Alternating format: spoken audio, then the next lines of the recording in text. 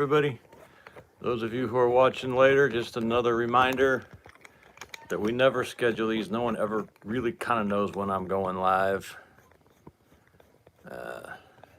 So no one's ever waiting. So I kind of start them early and let alerts go out.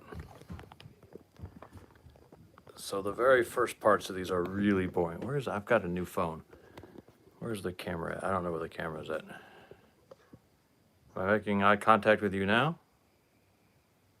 I think so. Okay, I think the camera's over here. Oh yeah, there it is. So I'm going to get the chat up and take a little time.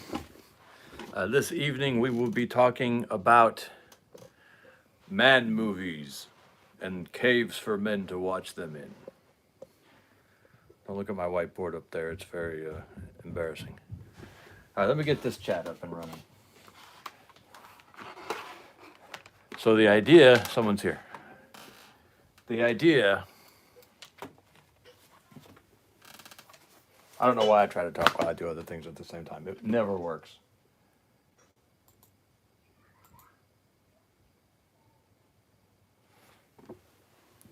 The idea was brought to me by a conversation someone was having on biblical families, which is another forum I'm involved in.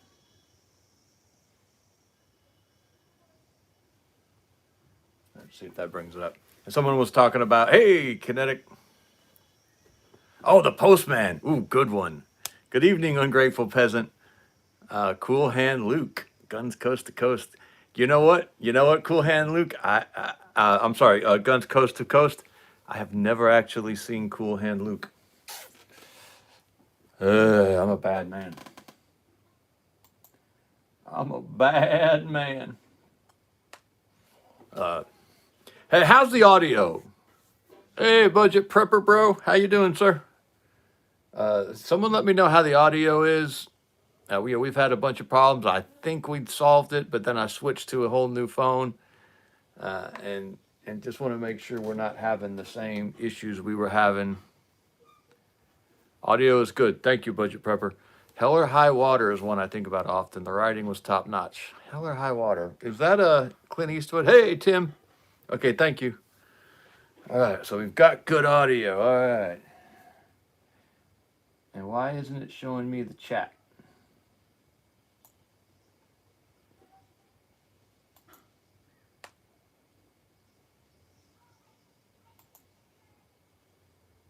Oh, well. I can't see the chat.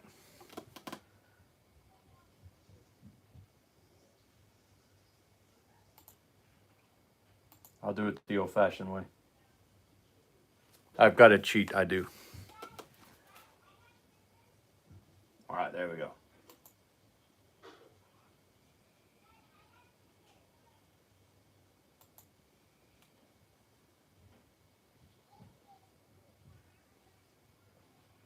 All right, I've got the chat up now. Now I can see what you guys say. I am so sorry about all that. Thank you for being patient with me, man.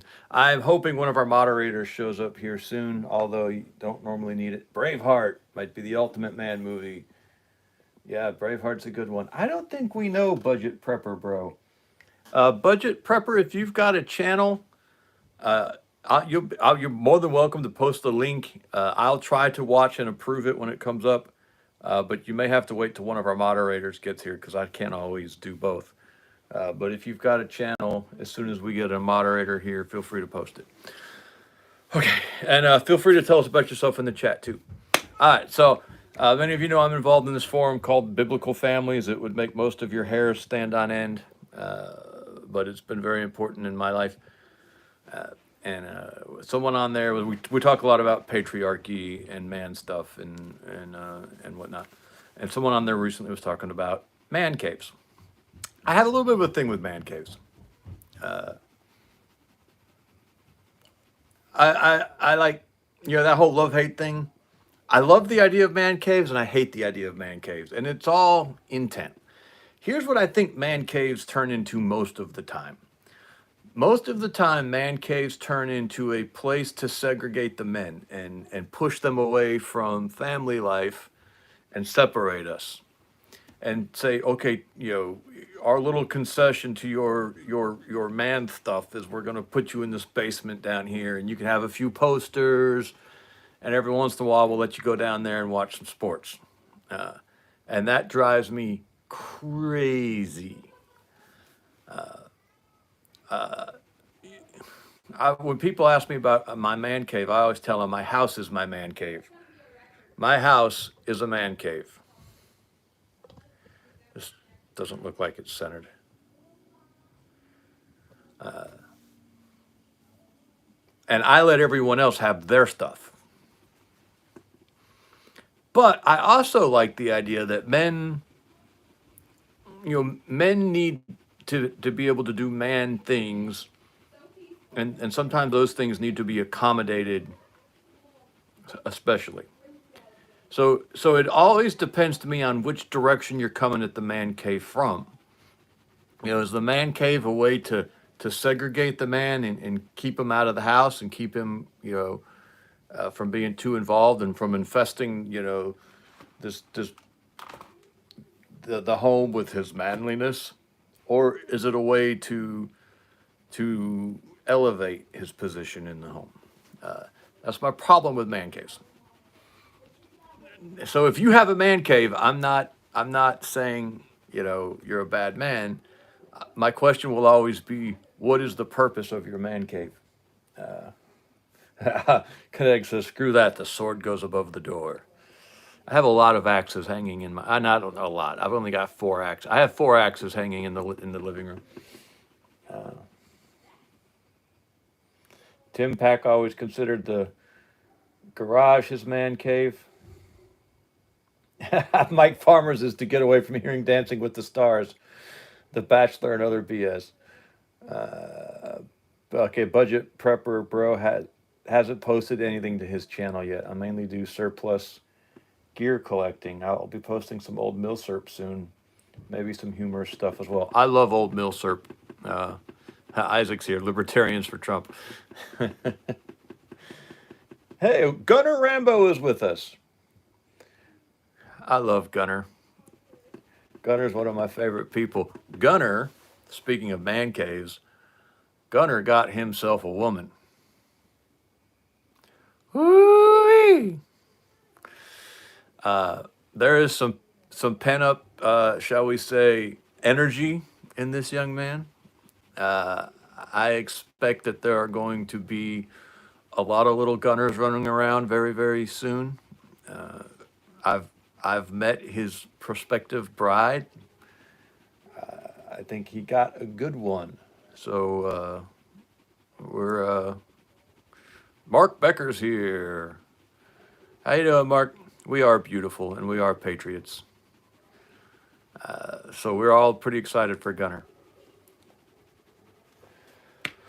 Okay.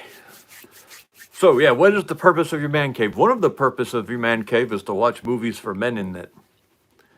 And by movies for men, I don't mean salacious movies. Although I have a pretty lax policy towards salacious movies. You don't need to get into it tonight. I put a hyper literal interpretation on everything, which means that salacious movies, the old blue movies as they used to call them. Oh, Isaac thinks the Lord of the Rings trilogy is the greatest movies of all time. All right, Isaac, let's define the movies men can watch in their caves. All right, if your man cave is for manly things to be elevated, then the movies we watch in our man cave, anything Clint Eastwood and John Wayne. We're going to be talking a lot about both of them tonight, Mr. Farmer. The movies that have to be elevated in your man cave have to express masculinity, right? And they have to accurately express masculinity. So there's some really great movies out there that do not accurately express masculinity. Kinetic just brought him up, Stallone and Schwarzenegger. I love Stallone and Schwarzenegger movies. I think Cobra is one of the great movies, most underappreciated movies of all time. Oscar, if you've never seen Oscar. Great little Stallone comedy. Shockingly good little comedic movie. Uh, it did nothing. It like got terrible reviews. It didn't sell hardly anything. But Oscar was a really entertaining, funny movie. Uh, we're going to talk about that, Isaac. Uh, I don't disagree with you. I think you might be bringing some Blazing Saddles. Mongo not but pawn in game of life. Blazing Saddles. I love it. Oh, Tears of the Sun is a good one. Pat, they're coming at me too quick. So, what's some movies that I really like as men that we can enjoy that aren't really accurate expressions of masculinity? So, Die Hard comes to mind right away. Love Die Hard. Great movie. Would watch it in my man cave all day long. Not a what's the right word I want to say here? Not an aspirational view of, yeah, Lethal Weapons was where I was going next, Isaac. Uh, an aspirational view of what a man could be, right? Because his house is just, in a wreck, and it's in a wreck for four whole movies. He never gets his house in order. Uh, I have a problem with John Wick too, Tim. He worships a woman. So Lethal Weapon's the same way. These are really entertaining movies that have masculine themes and appeal to men that maybe are not an accurate representation of what masculinity should be. I have not seen Slapshot or Ronin, but I think Slapshot was a hockey comedy, if I remember correctly. Uh, Heat. Heat was the one that had Al Pacino and Robert De Niro and Newman. Uh, uh, oh, who's uh, the blonde guy from the first Top Gun movie? Oh, he's in the second Top Gun movie too. Why can I not remember his name? He was a great actor. Uh, Val Kilmer. Thank you, Budget Prepper. Val Kilmer. I think Val Kilmer was in Heat too. It had an amazing cast. Uh, uh, I don't know that it necessarily lived up to its potential. But when I think of, and what brought up the movie aspect of it, I don't think I've seen The Unknown Soldier. Uh, what brought this up for me is I was talking to our buddy Halfcan, our Irishman friend, who is 100% everything you'd ever expect an Irishman to be. This guy is just, he could be the Notre Dame mascot. Just, the guy is awesome. I love him. But we were talking about movies, and he spent his career digging tunnels. Uh, those are good, Isaac. Those are good. And he was talking about how much he disliked. No, I'm sorry. I don't want. I want to accurately represent him. Uh, he spent his career digging tunnels, uh, and so he really dislikes the tunneling scenes in the movie. Gosh, it's awful getting old. World War II. They're escaping from a. Unforgiven was fantastic. Guns. They're escaping from a Nazi prisoner of war camp. This is one of my all-time favorite movies. The Great Escape. Thank you, Mike. The Great Escape. And he really doesn't like it because of the tunneling scenes are really inaccurate, which he pointed out, and I hadn't even thought about it before. Is they're going down in these tunnels with pickaxes. Forget where they got pickaxes in a concentration camp. Uh, how do you swing a pickaxe in a tunnel? They're on their bellies, pulling themselves forward on little trolleys, digging this. How do they? It doesn't work. The physics don't work, and unfortunately, Halfcan pointed this out to me, and ruined one of my favorite movies. But The Great Escape is a man movie, a movie that accurately represents what masculinity could be or should be. Because because in the face of adversity, in the face of almost hopeless odds, these men still built and they still struggled and they still resisted tyranny and they still resisted evil. And many of them risked their lives and gave up their lives in that struggle against evil. That's what masculinity, Kelly's Heroes. Ever seen Unbroken? Unbroken, Unbroken. Which one is Unbroken? Is that where Bruce Willis may or may not have superpowers?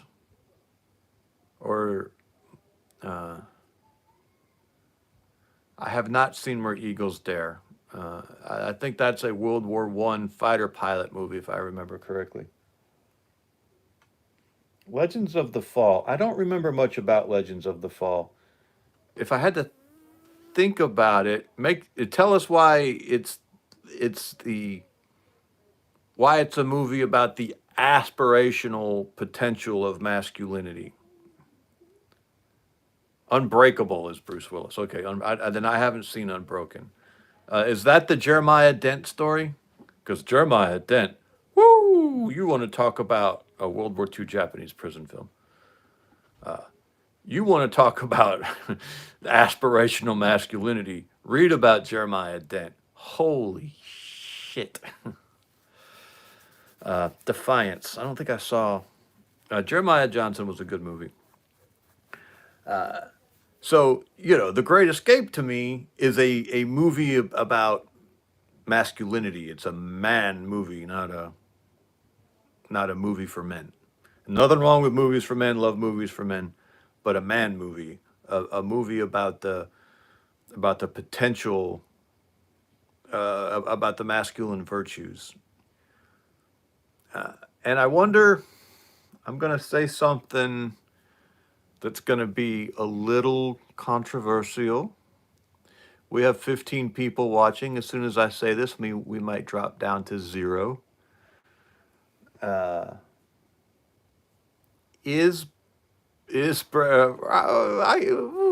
think you could make the case for Rocky, Isaac. Interesting. Is Braveheart really a movie about aspirational masculinity? Because here's my thing. Now, I love Braveheart, one of the great movies of all time. I only cry at Mel Gibson movies. All right. I love Mel Gibson. 300 was a good film. I only cry at Mel Gibson movies. Although Old Yeller got to me a little bit. I have not watched Old Yeller since I was a boy because I don't want my streak of only crying at Mel Gibson movies to be broken. But, oh man, you guys keep bringing up all these great movies. So here's the problem with Braveheart. Here's my question about Braveheart. So William Wallace goes off to war, comes back from war with all of his skills, with all of his beliefs, with all of his knowledge and learning and his languages and everything. And the guy's just going to settle down and farm until someone kills his woman. And when his woman is killed, then he wants to get mad and he goes on a revenge tour. Now, this is not a criticism of Mel Gibson or Mel Gibson movies or of Braveheart as a movie. My question is, though, is that aspirational masculinity? As men, is violence violent? I always say violence is sacred, and it can only be used for sacred ends, or should only be used for sacred ends. Not saying that he wasn't justified in that scenario that's portrayed in that movie. He was. My question is, I gotta remember to turn off alerts when I'm doing these. My question is, did he demonstrate aspirational masculinity when he didn't fight until he was going after revenge for his woman. So he's worshiping a woman. So here's one of my things about masculinity. Uh, we can't worship women. If we do things for women or because of women, then we're worshiping the woman and we're elevating women above. Thank you, Mike. Above their place. That's a fair statement, Isaac. But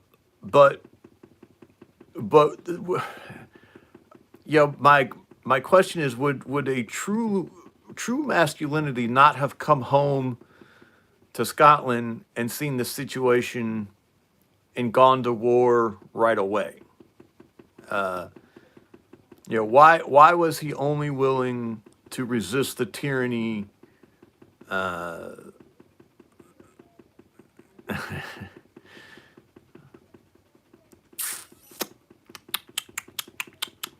Ooh, you're hitting me where I hurt there, Guns Coast to Coast, because I love the Patriot.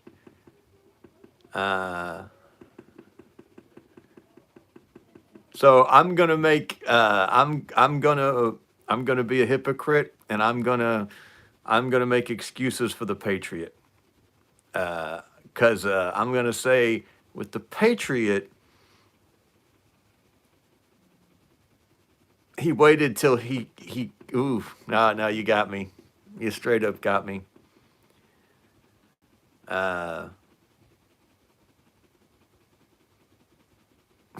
Well, here's what I'll say about the Patriot. So William Wallace comes back to Scotland, and he has no family. He has no wealth. He has nothing.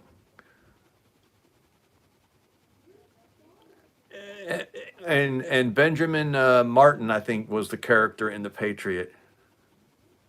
Ooh, Master Commander was good. Benjamin Martin in the Patriot has a family, and he's trying to protect this family. And it's when he realizes that he has to go to war to protect the family that he goes to war. Well, maybe Wallace wasn't poor, but I mean, you know what I'm trying to say here. Hopefully I'm expressing this correctly, but I am trying to just to save my precious, because I love the Patriot. The only thing I don't like about the Patriot, the only flaw in the Patriot, is that Jeremy Irons shouldn't have died. He should have gotten whacked in the back of the head, butt stroked across the back of the head by some random rushing soldier, because that's what would have happened if you're standing in the middle of a charge with your back turned to the enemy, about to execute. Anyway, some private would have run past him and just butt stroked him in the back of the head, and he'd have hit the ground and woke up 10 hours later, if he woke up at all. I know, you got to have the big dramatic ending. The only flaw in the whole movie, as far as I'm concerned.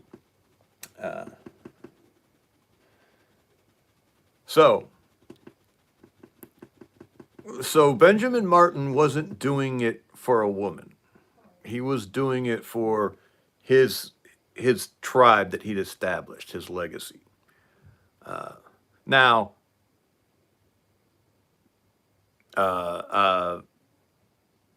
that does benefit women. I'm not saying women can't benefit. I'm just saying, what's your motivation? If you're doing it to impress a chick, if you're doing it for some girl, will think you're, whatever, chicks dig the long ball type thing, then I question. Still a good movie, still really like it. I question if that's the truest expression of aspirational masculinity. And obviously that's a pure standard that doesn't exist. So I mean, already I'm talking about the Patriot had its moments, Mark, where it was cheesy. I love that movie, but there were times when it veered off into the Shootist. The Shootist is one I haven't seen. The problem with Thoreau was that he was gay. Pretty sure. Wait, was it Thoreau or Wordsworth who was gay? One of them was gay. I think it was Thoreau, but it might have been Wordsworth. We should look that up. So, anywho, Thoreau had a girlfriend. That doesn't mean he wasn't gay, but it's possible. Yeah, now that I think about it, I think it was Williams Wordsworth that was gay, not Thoreau. Okay, where was that?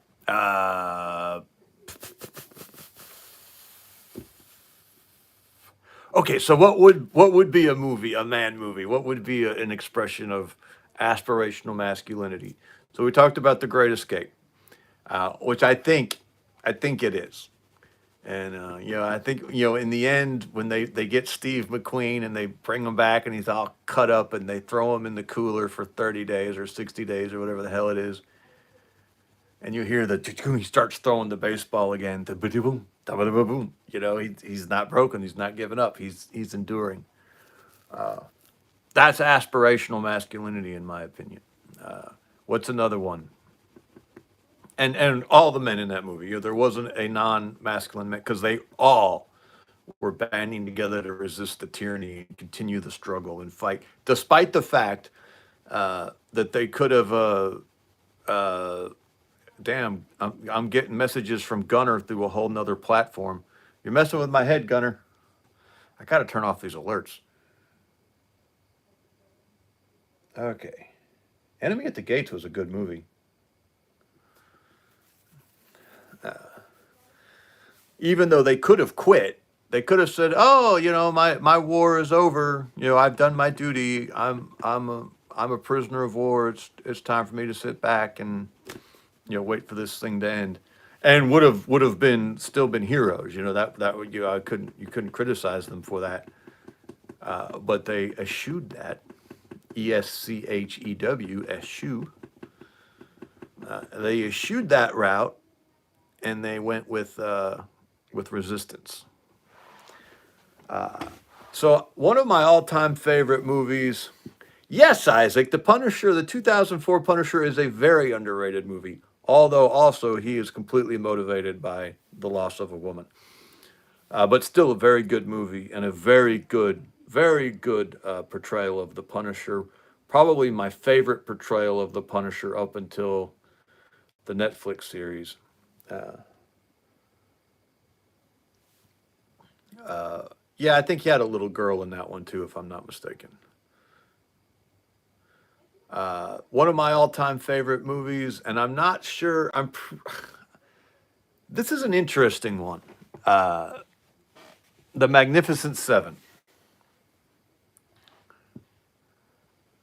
Oh, Thomas Jane, that's right.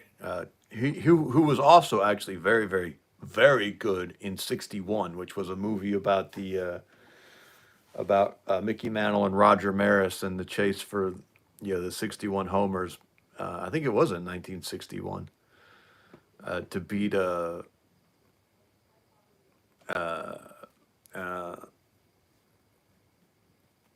uh, gosh, Babe Ruth's home run record. Man, I'm struggling tonight. Okay, Isaac says that yeah, in the 2004 Punisher, there was a mom, dad,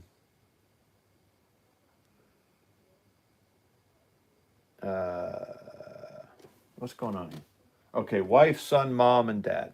Whole family die on the island. All right. Budget Pepper Bro says Magnificent Seven was good, but I'd say Robert Vaughn was a broken character versus the other guys. So Robert Vaughn was the one who kept looking for the gold, right? He was there because he knew there had to be treasure. There's no way anyone would do what they were doing unless there was treasure. If I remember correctly, that was Robert Vaughn's character. All of the Magnificent Seven, all seven of them.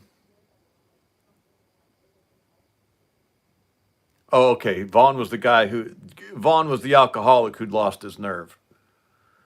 I would say that character was aspirationally masculine because he faced fear. He saw fear as his enemy, and he looked what he identified as his greatest demon head on and just said, "Screw you, you're not beating me." And and despite his fear, he fought anyway, even though he'd lost his nerve, which means he hadn't lost his nerve. So I would say that Robert Vaughn's character actually was aspirationally masculine, because we can all lose our nerves sometimes. And what do you do with it? What do you do with the fear? Fear is yeah, the Last Samurai, or the last, yeah, I haven't seen the Last Samurai. I'm sorry, I was thinking the Seven Samurais because I'm talking about the Magnificent Seven. So I really like. I think I don't think I've seen Kingdom of Heaven. I think all of those men all seven of those characters in that movie did a pretty good job of representing some uh big hey, Buddy Bear is here. How you doing, Buddy Bear? I have not seen Big Country. If I remember correctly, that's got, like you say, Gregory Peck. I think Marilyn Monroe's in it, and is John Wayne in that? If I remember, but I didn't see it. Uh, okay, I'm gonna throw a curveball. Is Andy Griffith a masculine character? We Were Soldiers. Oh, I sobbed at We Were Soldiers. I literally just unashamedly, unabashedly sobbed during We Were Soldiers. I named one of my daughters after the main actress in that movie. Talk about not doing things for women. I named my daughter for that because I sobbed so hard during that scene when she was delivering those telegrams to the other wives on base. I just, oh. Hey, Chuck Norris. So we'll recap just for we've had a little uptick in viewership here. So just to recap, when we say man movies, we're talking about movies that accurately represent aspirational manhood. So not necessarily just movies that appeal to men. Nothing wrong with them. We're not criticizing them. We're talking about movies that accurately represent what a man should aspire to be. So we started off with The Great Escape. Right now we were discussing The Magnificent Seven, and someone brought up Robert Vaughn's character in The Magnificent Seven, which I thought was an excellent observation. And I think Robert Vaughn's character. I love Starship Troopers. Mark, you and I like a lot of the same movies. I think that's a great movie, because he faced his fear. He knew he was scared, and he faced it anyway and went through with it. The main character in that was played by Yul Brynner. I can't remember the character's name right off the top of my head. It was a deeply American name, funnily enough. I think almost all of them. I think almost all of them represented an ideal for masculinity. Yul Brynner's character was just trying to do something right. He just saw an injustice, and it just climbed all over him, even though he'd never cared in the past. Budget Prepper's got to go. Budget Prepper, appreciate you stopping in. If you do get your channel up and running, feel free to drop us a link sometime. We'd all enjoy checking it out. And of course, Steve McQueen is in there. Charles Bronson is in there. There's a bunch of guys in there. And all of them are kind of have their own man moments where they have to decide. Han Solo is a version of masculinity. What else? I really like The Man Who Shot Liberty Valance. I'm sure most of you have seen it. If you have not seen The Man Who Shot Liberty Valance, this is an interesting juxtaposition of two different types of masculinity, both both valid, both necessary. Ungrateful Peasant, like Sicario, Hell or High Water, and Wind River. I'm assuming that's Wind River. They were all written by the same guy about fathers who lost their children and reconciled in different ways. Uh, so the man who shot Liberty Valance. Oh, Shane. All right, we're going to talk about Shane, Tim. We're going to get to Shane. Put a pin in Shane.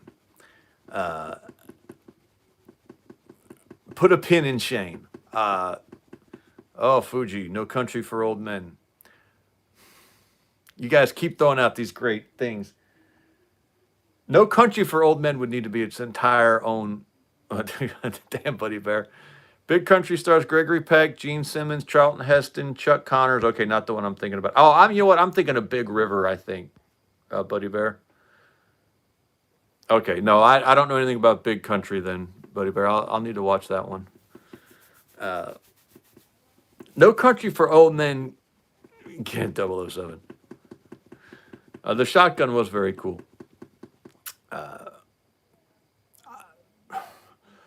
No Country for Old Men had the chance to be one of the greatest movies of all time, up until the end. And the last 10 minutes of that movie blew it. When Javier Bardem limps away, when all the good guys are dead, when evil hasn't been defeated, when evil actually triumphed in his main mission, and evil is limping away. I struggle with that view of the world. I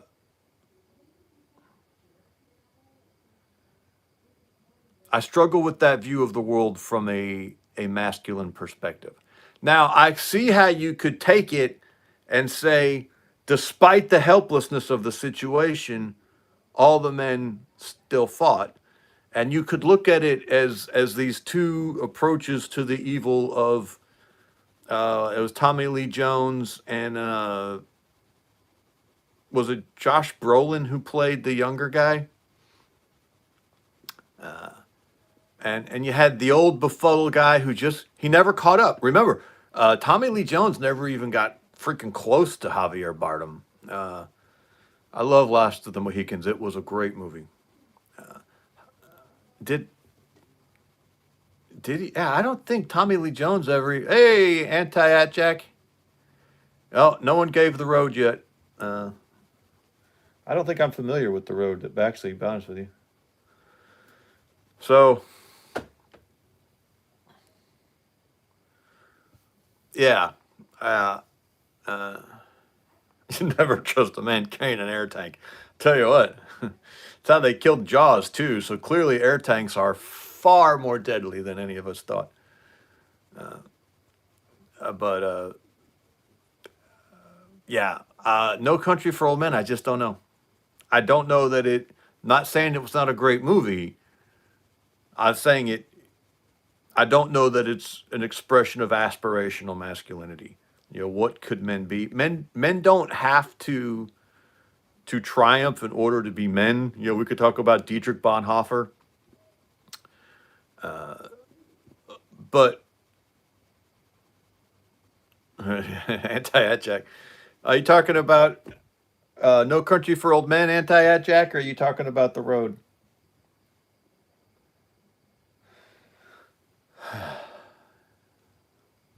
It sure as hell makes you think about choosing your mother-in-law. I think every man should take a good hard look at his prospective mother-in-law before he marries her daughter. Too violent to be good. A good hard look. Okay, The Road. You need to look at two things about the woman you're going to marry. Young men, listen to me. You need to look at her relationship to her father. This is where Gunnar is doing so well with his perspective because she has an excellent relationship with her father, and she's cute. And then you need to look at her mother. Now, the relationship with the father is more important than the mother, but you cannot ignore. You'd have to make a spreadsheet. The mother. Okay, that's a complete aside. Let's get back to the task at hand. Okay, so No Country for Old Men. Let's set No Country for Old Men aside. Sergeant York. Damn it, Isaac. We're not even going to get out of the black and white era at this rate. We're not even going to get to what I think might be the most theologically accurate movie of all time, From Dusk Till Dawn. I was hoping Buddy Bear was going to tell us more about Big Country. And then, of course, we'll talk about The Last of the Mohicans, too. Kinetic Like the Road. Isaac is bringing up It's a Wonderful Life. It's a Wonderful Life. I'm going to say no.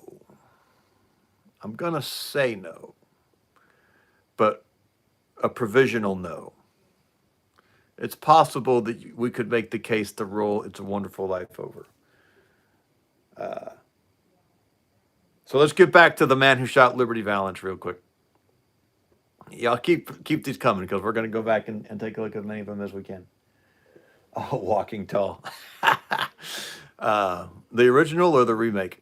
It's always the original with you, man. I don't know why I even asked that stupid question. The Man Who Shot Liberty Valance. If you've never watched this movie, you need to go watch it. I actually think you can watch the whole thing for free on YouTube. There's a surprising number of good John Wayne movies completely free on YouTube. And The Man Who Shot Liberty Valance is one. And in this is, I don't remember what territory they're in. It might not even say what territory it is. It was a 2x4, wasn't it? I think it was a 2x4 kinetic. It could have been a 4x4. And in it's some territory pre-statehood, and Jimmy Stewart is headed west to maybe even a 6x6. I actually didn't see the Rock one. I saw clips from it, but I didn't see the whole thing. Jimmy Stewart is headed west. The Rocketeer is a great movie, Isaac. He faced the greatest evil, Jenny, and he survived Jenny. He's a new lawyer. He's just passed the bar. He's headed out west to start a law practice and make his fortune in virgin country. And he gets out there, and it's just an absolute lawless mess. And the very first thing that happens is he gets robbed. His stagecoach gets robbed. Oh, is it Arizona, Mark? Thank you. His stagecoach gets robbed, and he gets whipped and beat up because he tries to pull this whole law routine, and they're like, law. And the villain is named Liberty Valance in Virgin Country, Islamic Heaven. Very nice, Isaac. Well done. That was pretty good. And I need to look up what Valance means because I'm sure there's some meaning or metaphor there in Liberty Valance. But Liberty Valance is this outlaw, and he's this rough, tough, tumble guy, and he's kind of running roughshod over everybody except John Wayne. And John Wayne is the only guy out there that could take Liberty Valance, but John Wayne's like, I'm not getting involved. It's everyone else's problem, not my problem. And you get the impression that it's after the Civil War, and he's come out after the Civil War, and he's brought his black buddy. And some people like to say the movie's racist, but it actually was attempting to be anti-racist for the time. You can make up your own mind about how well it did, but it was trying to be anti-racist. And we can talk about that if anyone's interested. And so we get these two juxtapositions, these three actually. There's three contrasting masculinities with Liberty Valance, Jimmy Stewart, whose name is Ransom Stoddard, whose character's name is Ransom Stoddard, and I can't remember. No, Isaac. The problem with the Lone Ranger is he gets stuck in his trauma. Something terrible happens to him, and he never gets past it, and he just stays there. for his entire life. Okay, Buddy Bear says, Big Country, Gregory Peck plays a sea captain who comes to his fiance's father's ranch and his masculinity is challenged. He is quiet, confident, and proves to be tougher than the antagonist, though. No, than the antagonist thought. Okay. It's got a great cast.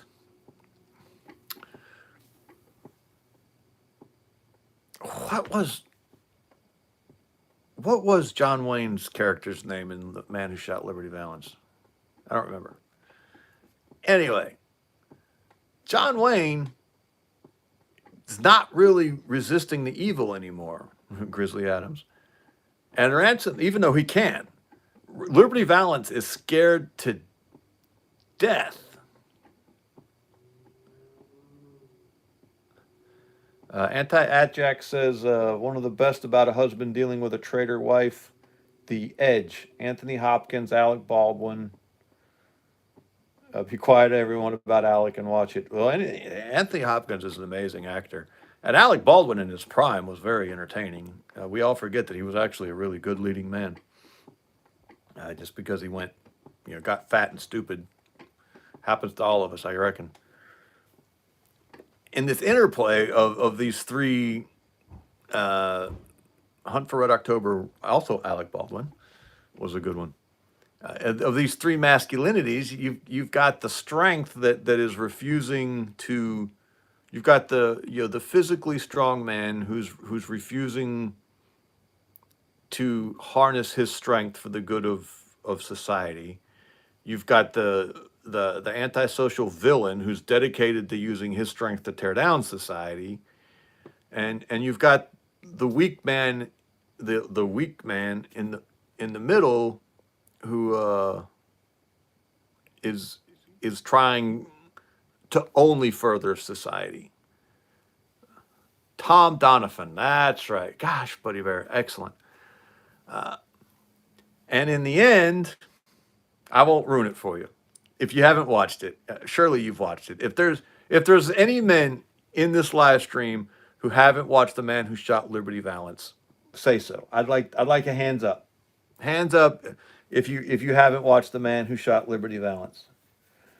The best movies are 80s movies. All right, Isaac's never seen it. Isaac, I have not seen V for Vendetta. Kinetic's never heard of it. All right. Ungrateful Peasant hasn't seen it. All right, so I think we've got 3 or 4 already who haven't seen it. All right, Fuji hasn't seen it. Matthew Filter hasn't seen it. Okay, so the majority of the men in the chat have not seen The Man Who Shot Liberty Valance. Buddy Bear, it sounds like you have seen it. Back me up here. Am I being crazy? Have I given this movie too much credit? Or is this a movie about aspirational masculinity, about men rising up to what they could be? Top Gun. Oh, Fuji, I've been meaning to watch The Ballad of Buster Scruggs. I just haven't watched it yet. Okay, Buddy Bear says he's seen it a dozen times. Tim saw it 35 years ago. Damn assholes are running all over the place. I think Buddy Bear is going to back me up here, that this is a good movie about masculinity, aspirational masculinity. All right. Isaac brought up Sergeant York. If you haven't seen Sergeant York, hey, Melissa's Journey, how you doing? We got a lady in the house. Hello, lady. We don't get many ladies around here. We'll have to try to be on our best behavior for a few minutes. That's usually as long as it takes for us to run the ladies off with their hair on fire. So if you haven't seen Sergeant York, wow. Now, this is not a light movie. This is not a fun movie. But this is a true movie. You put this movie in the, was it 1941? Oh, that's right, because he fought in World War One. Hey, Tim Dunnigan's here. How you doing, Mr. Dunnigan? I need to talk to you, Mr. Dunnigan. I have questions. Okay, so Buddy's asking about The Man Who Shot Liberty Valance. If we're talking about a movie, so the whole movie is about aspirational masculinity, Buddy Bear. Not necessarily, you know, obviously for my purposes, Jimmy Stewart's character represents aspirational masculinity, and Liberty Valance and Tom Donovan both represent flawed masculinity. But it's the interplay. Uh, it's the interplay of the three, that makes the whole movie really interesting. And it's not some deep movie. It is a western. It's a John Wayne Western, but it actually has a lot less of the John Wayne Western stuff in it than you would expect. Sergeant York. Put this in the same movie as in the same category as Hacksaw Ridge. This is a true story. I don't think it's been Hollywoodized very much at all. Maybe just a little bit of propaganda value in it.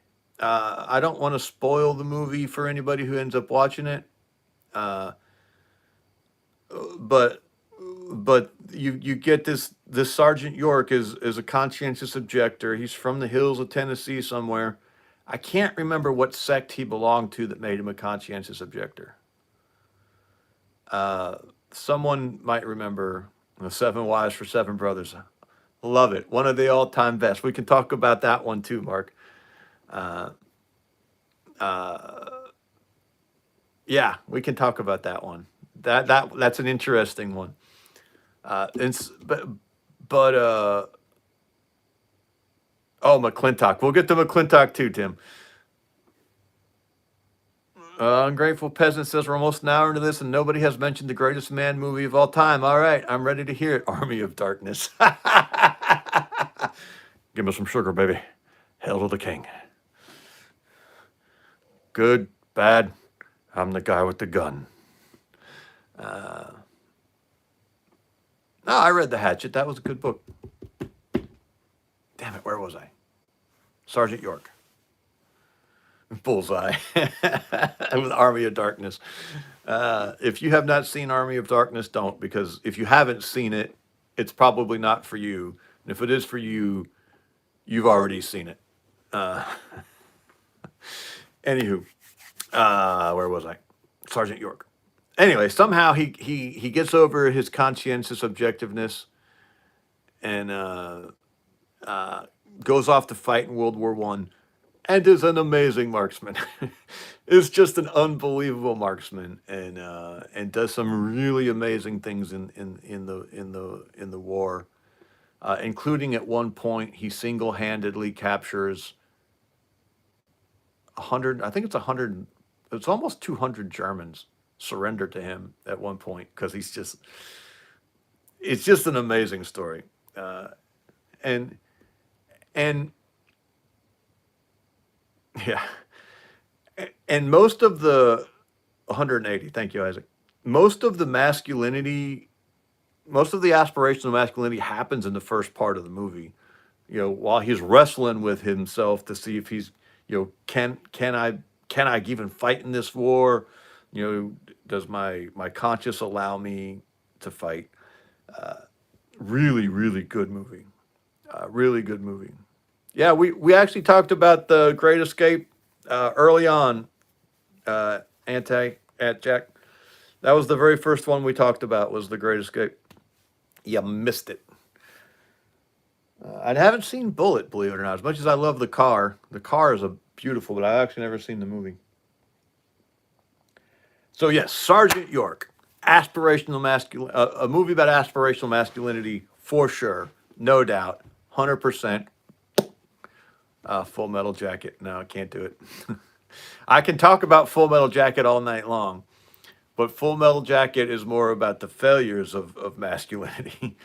What did Melissa say? Melissa likes Wyatt Earp. Melissa, someone else mentioned that earlier at the Jungle Book. And I have to admit, Mark. Wow, you're 100% right, Mark. Oh my gosh, that's brilliant.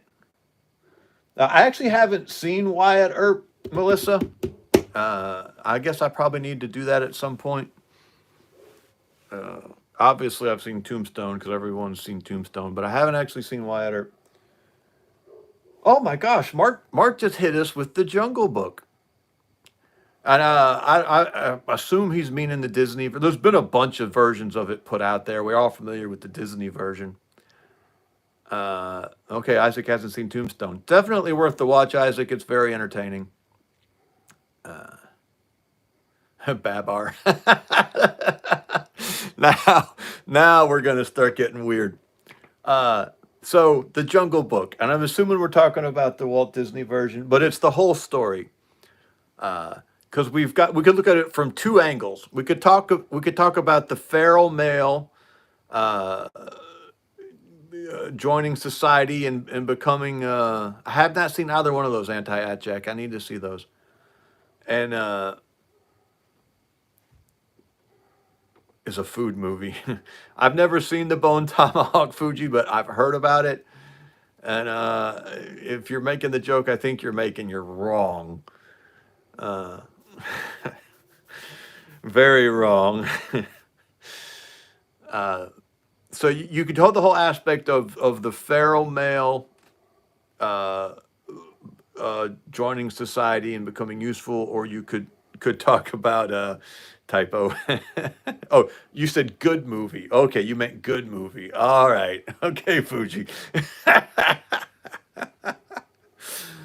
Okay, Tim. Interesting point. We can talk. Hey, tradesman Shalom. We can talk about why I don't think Tarzan would fit this category.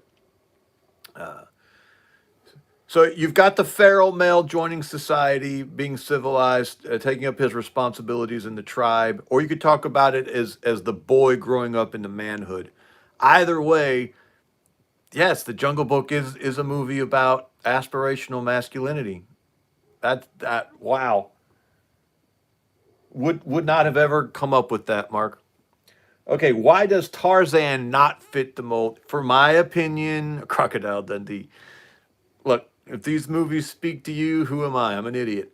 You know, I'm a guy with a beard and a high school diploma. So, screw me. What do I know? Why Tarzan doesn't fit the mold? Curious George.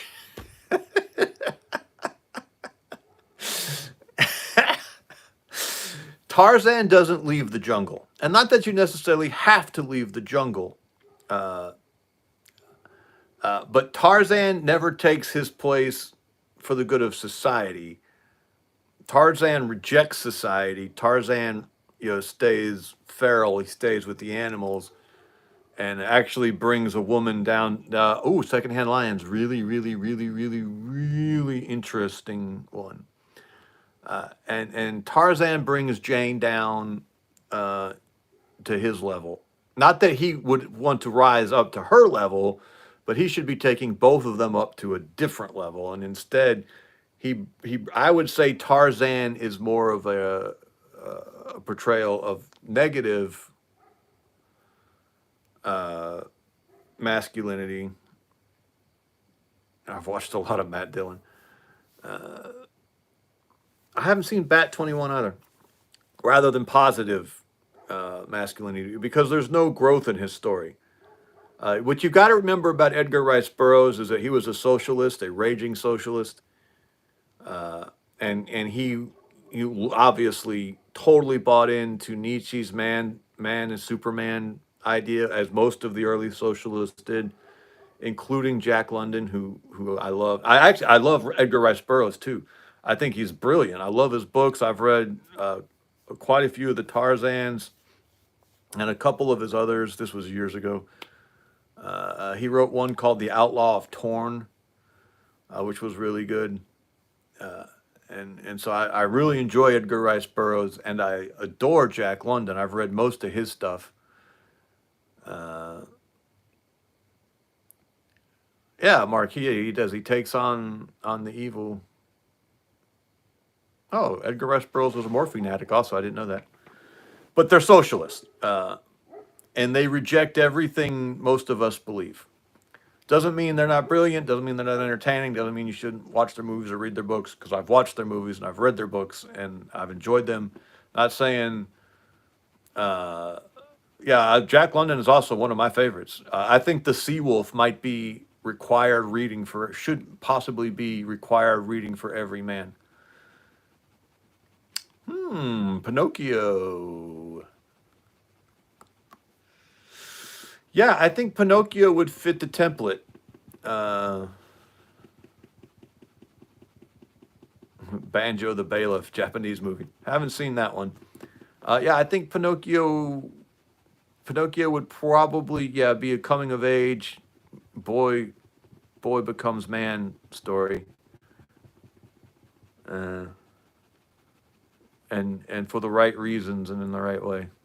Yeah, Pinocchio is a movie about aspirational masculinity. I'm not familiar with The Living Daylights. A top list of your required reading books for men as a video. That would be an interesting video, Isaac. I haven't read as much in recent years as I used to. I used to be fairly well read, uh, relatively well read. And when I say required reading, I guess we should say suggested reading. Yes, Peter Pan is the opposite. Excellent point. Bronx Tale. Isn't that oh, no, no, no, no. What's the one with Jackie Chan? I think the Bronx Tale is with uh, gosh, I'm so old. Leonardo DiCaprio, if I remember correctly. Yeah, Peter Pan is the opposite. He would be a negative, an example of negative masculinity.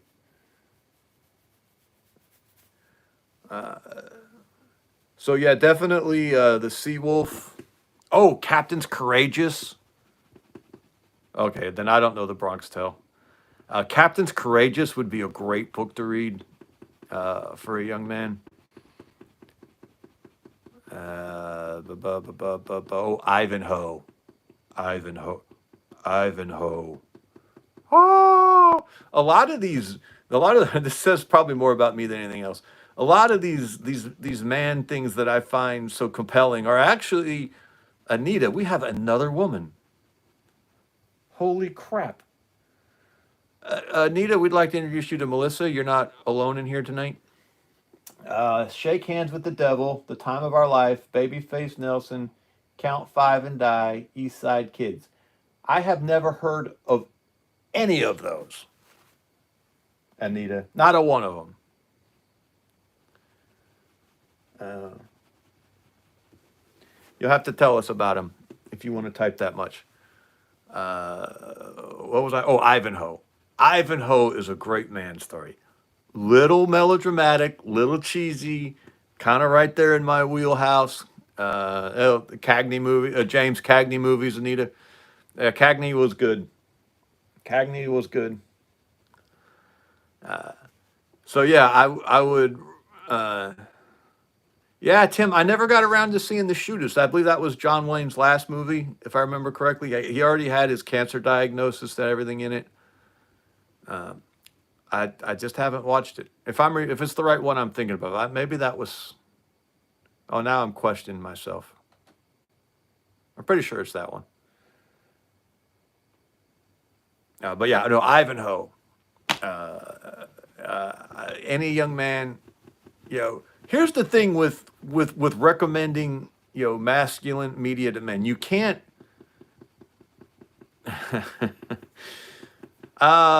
We'd have to talk about Robin Hood a little bit, Isaac. On the whole, yes. Not completely, but on the whole, yes. Hey, Ten Tigers, how you doing, sir? Because with men, you can't take down this a manuscript or a textbook and tell her you have to like when men sit and talk to each other, we sit side by side and we talk to each. This is a real thing. when women sit and talk, they tend to sit across from each other and look each other in the face and talk. And men, we sit side by side and look at something else while we talk. That's why, if you really want to talk to a man, when I decided I wanted to ask Mariah's father for permission to marry her, I took him out cutting firewood. I said, "Hey, sir, you want to go cut firewood with me?" And he's like, "Yeah, he wanted to go cut firewood." And then we're out there splitting firewood, and it was a disaster of a day for me. My chainsaw wouldn't run. Oh God, it was so embarrassing. It was like being impotent. It would have been better had I been impotent on my wedding night. Then my chainsaw wouldn't run in front of my father-in-law. And then I couldn't split. I completely lost my ability to split. It was awful. My split maul was just bouncing off of the wood.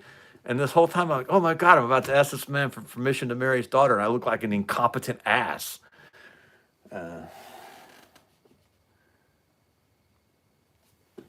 But it worked out in the end. But anyway, but yeah, you can't just take a man and you can sometimes. Where's that? Where's Wild at Heart? Do I have Wild at Heart? Every once in a while, something will hit that you can do that with. Wild at Heart is a book like that. But usually it's got to just be a glancing blow from the side. And so I think these types of media and entertainment and stories are very important for teaching young men and even us older men. Ivanhoe, man, if you haven't read Ivanhoe, just a great read. Just a great read. It's fun. It's a great adventure story, and you get to the end of it, and yes, it's a little melodramatic, but there's nothing wrong with melodrama. Uh, so here's my okay. Buddy Bear says something. You don't ask for permission. You ask for his blessing. I'm marrying her either way. So he ever seen Soylent Green? Yes, I have seen Soylent Green. Here's my thing with that, Buddy Bear. Yes, but let's go through the stage of asking permission first, because what you are attempting to do is to take over his role in her life. You're attempting to supplant him, or not attempting to supplant him. You are going to supplant him, and the way you treat him is giving your wife a really good indication of how you expect a father and a husband to be treated. So, yes, if the woman, Lord of the Flies, we were just talking about Lord of the Flies recently. So, yes, if the woman is worth marrying, she's worth taking no matter what. But if husbands and fathers deserve respect and honor, then let's offer it to them. Because, like I said, you're going to have to live with that woman for a very long time. And if you started your marriage now, for those of you who don't know, Buddy Bear is a little older than I am. He's very, very accomplished man. He's a very experienced man. He's a very wise man, and we like to bounce ideas off each other sometimes. So I'm not lecturing my betters because he is my better, but I think he's about to come back in a second and say, okay, I can see that. Yeah, you don't you know what I'm trying to say here. You don't want to start your married life off telling a woman that what a husband and a father wants is completely irrelevant. Let's just go over do whatever the hell we want. You want to work within the system if you can.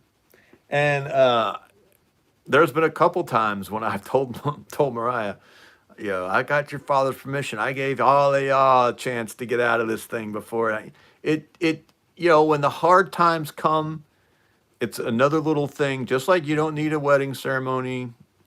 But when the hard times come, it's just another little layer of support girding this thing up a little bit. I would encourage every man to ask a father's permission. Now, I have 3 daughters who are permanently pair bonded. No one has asked my permission to date yet once, uh, and I've ended up giving my blessing every time.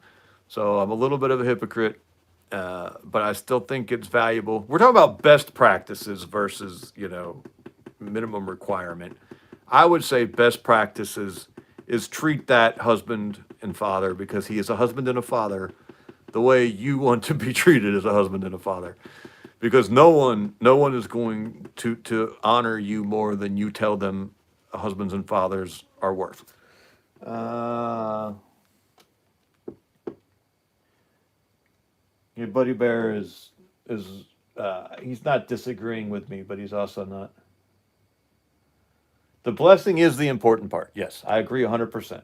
The blessing is the important part. I would even go so far as to say an absence of denial is okay, is acceptable. I think permission would end up going a very long way down the road. But Buddy Bear has been married a very long time. He's been married longer than I have. So if you're going to listen to any of the two of us on this topic, you would listen to him.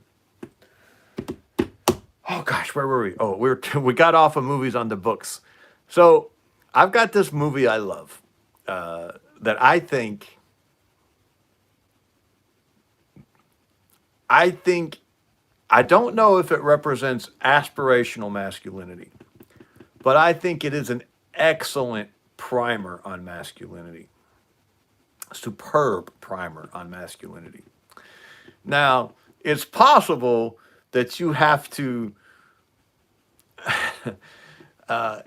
risk a little bit of your masculinity to watch it, depending on your approach to the sorts of media you consume. But I think it is a brilliant movie on both a theological level and a practical masculinity level. And we've talked about it here before, so I'm maybe you know plowing some old ground, but it's worth plowing. Petticoat Junction.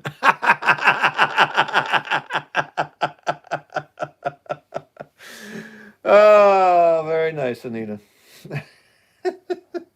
Petticoat Junction. That's pretty good. I can tell you that certain parts of Petticoat Junction speak to my masculinity, especially the opening credits. I don't know how they got that past the censors, but oh, Delana Glenn. I love Seven Brides for Seven Brothers. We haven't talked about it yet tonight. So just a quick reminder for those that didn't catch the beginning of the stream. We're talking about movies that represent what we're calling aspirational masculinity. The masculinity that's headed in the right way for the right reasons. So not necessarily movies that men like. Movies like Die Hard or Lethal Weapon. Great movies. Enjoy them. Love watching them. Not insulting them at all or criticizing them at all. But we're talking about movies that demonstrate something positive or constructive about masculinity and illustrate this hero's journey, a correct hero's journey, not just a conflict, but a true hero's journey. I should have led with that. Father knows best. Yeah. So Seven Brides for Seven Brothers is a great movie. If you've never seen it, it's a musical, but it's a musical for men. Oh, yeah, Buddy Bear, it's good to see you, sir. Thank you. Uh, if you hate musicals, you probably like Seven Brides for Seven Brothers. Uh, it's exactly what it sounds like. It's actually about these seven brothers. I'm not familiar with Touching the Void, Anti-Jack. And they're in Oregon, back before Oregon becomes a state. The 13th Warrior, Fuji, the 13th Warrior was a superb movie. A spectacular movie. I would really have to sit down and think about if it demonstrates aspirational masculinity.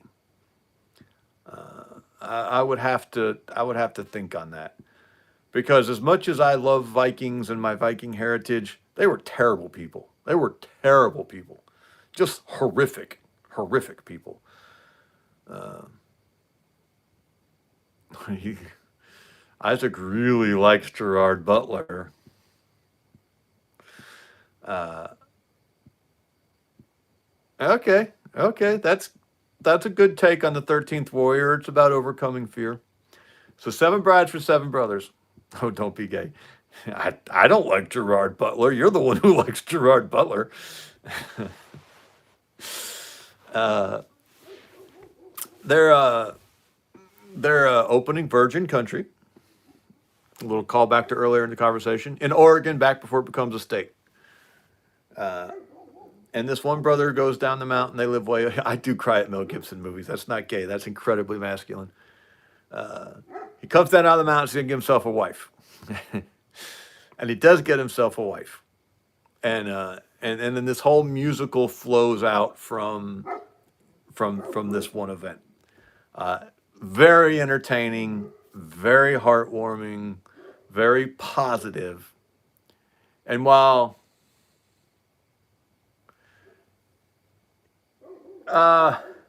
so there's a few aspects about Apocalypto was fantastical. Almost anything Mel Gibson does touches on masculinity. Almost all of his movies are about broken, flawed men fighting cultural battles that they can't win. Uh, uh, so the criticism for 7 Brides for 7 Brothers is that Adam, the main character, is frequently run by his wife. And the movie shows his wife taking a moral authority over him frequently.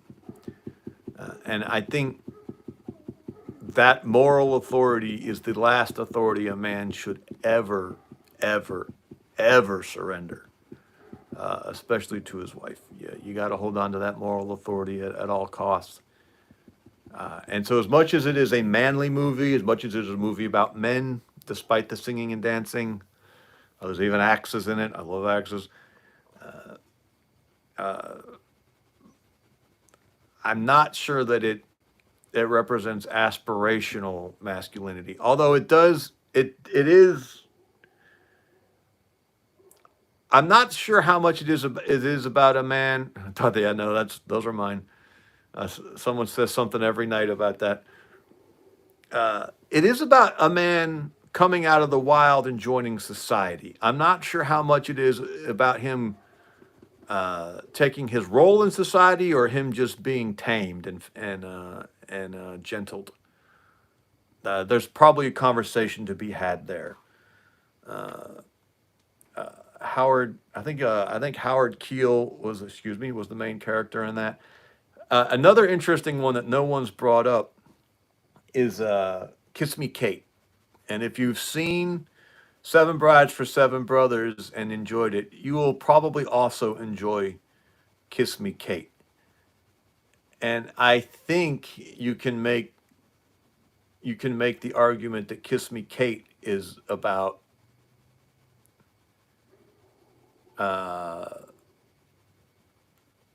Kiss Me Kate is about aspirational masculinity. Okay, so a movie with an excellent female character. So We Were Soldiers, The Goonies. We Were Soldiers. Madeline Stowe plays a character in that is just a true character. It's a true story. There's a real woman. Her husband is in combat in Vietnam. The first real battle America gets itself involved in Vietnam. And I won't ruin it for you. If you like good female characters, then go Anita Another Gun is local. Thanks for tipping off about the coin shop on Square. Nice to have local linked. Huh. So Anita's in the area. Uh, I know an Anita. Is it the Anita I know? If so, then we if it's the Anita I know, then we're kind of honored. And I could not possibly be on my best behavior because it would be a lie. She knows the truth. I don't know Manhunter.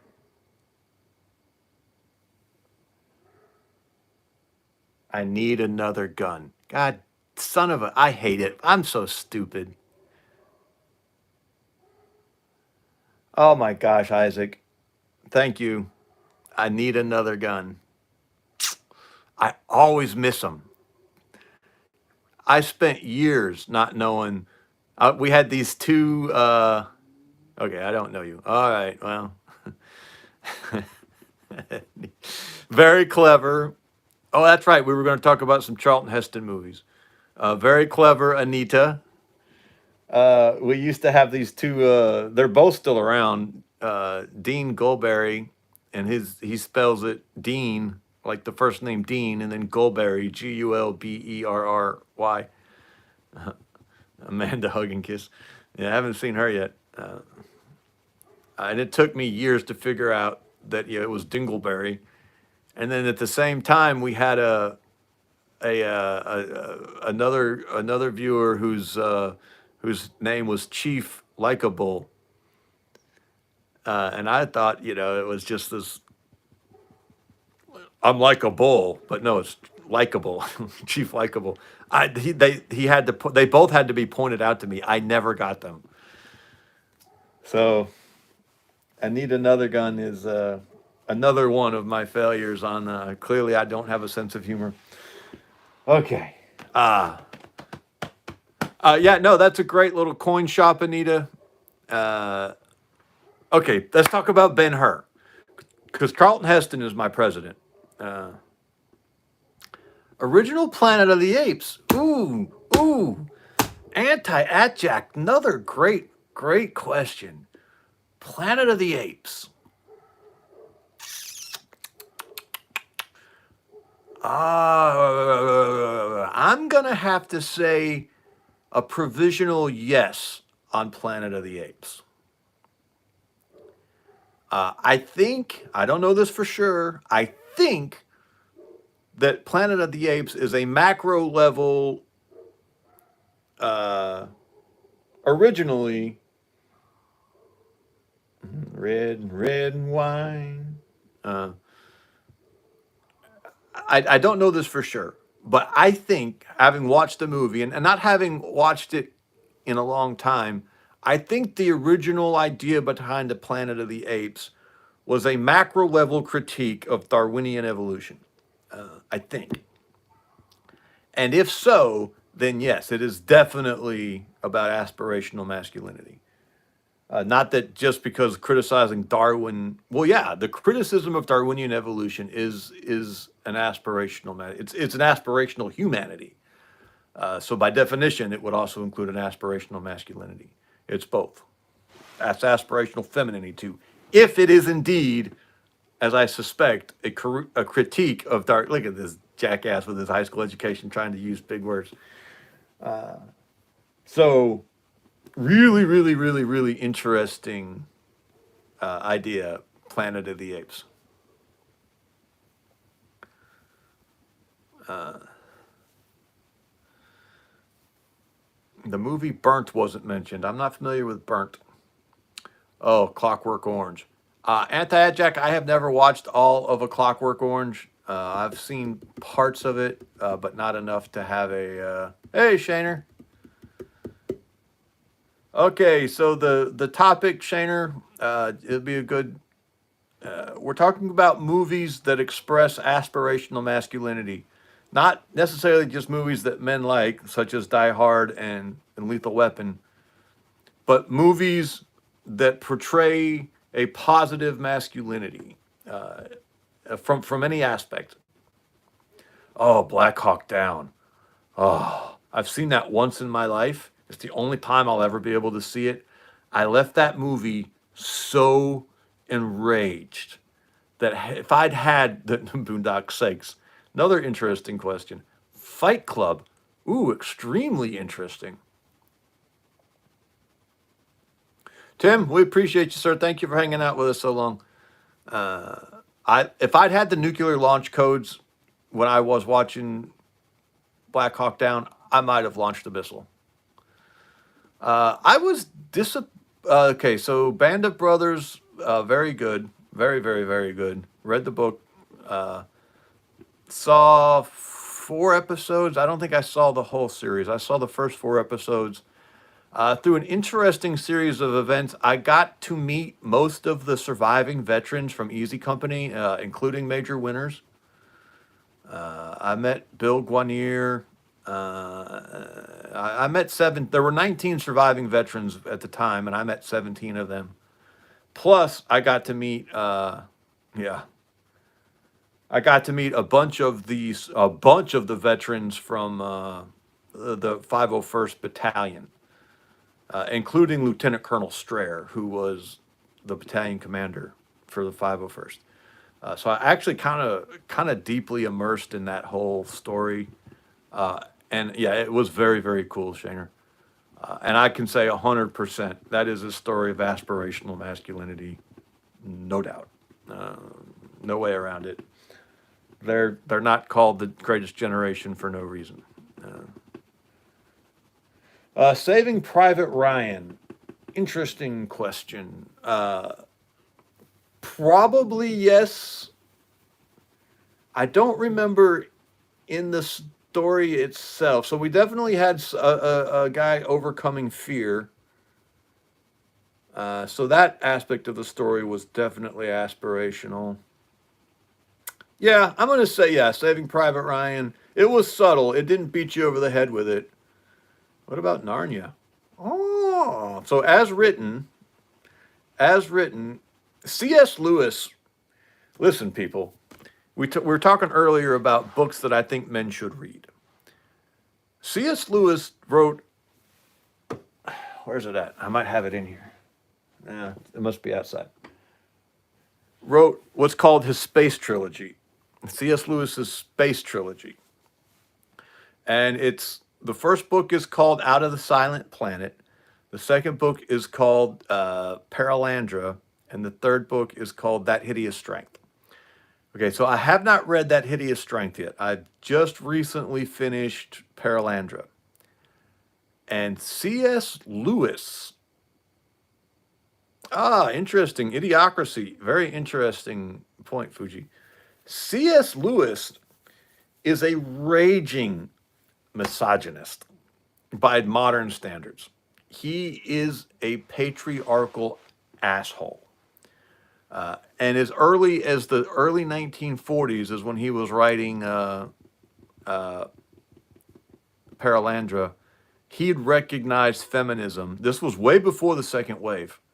Yeah, this was 20 years before the second wave even. Second wave of feminism.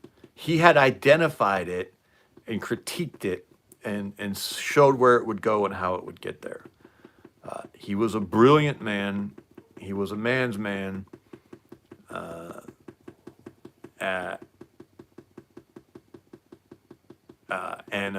I think, so here's what you got to remember about C.S. Lewis's books.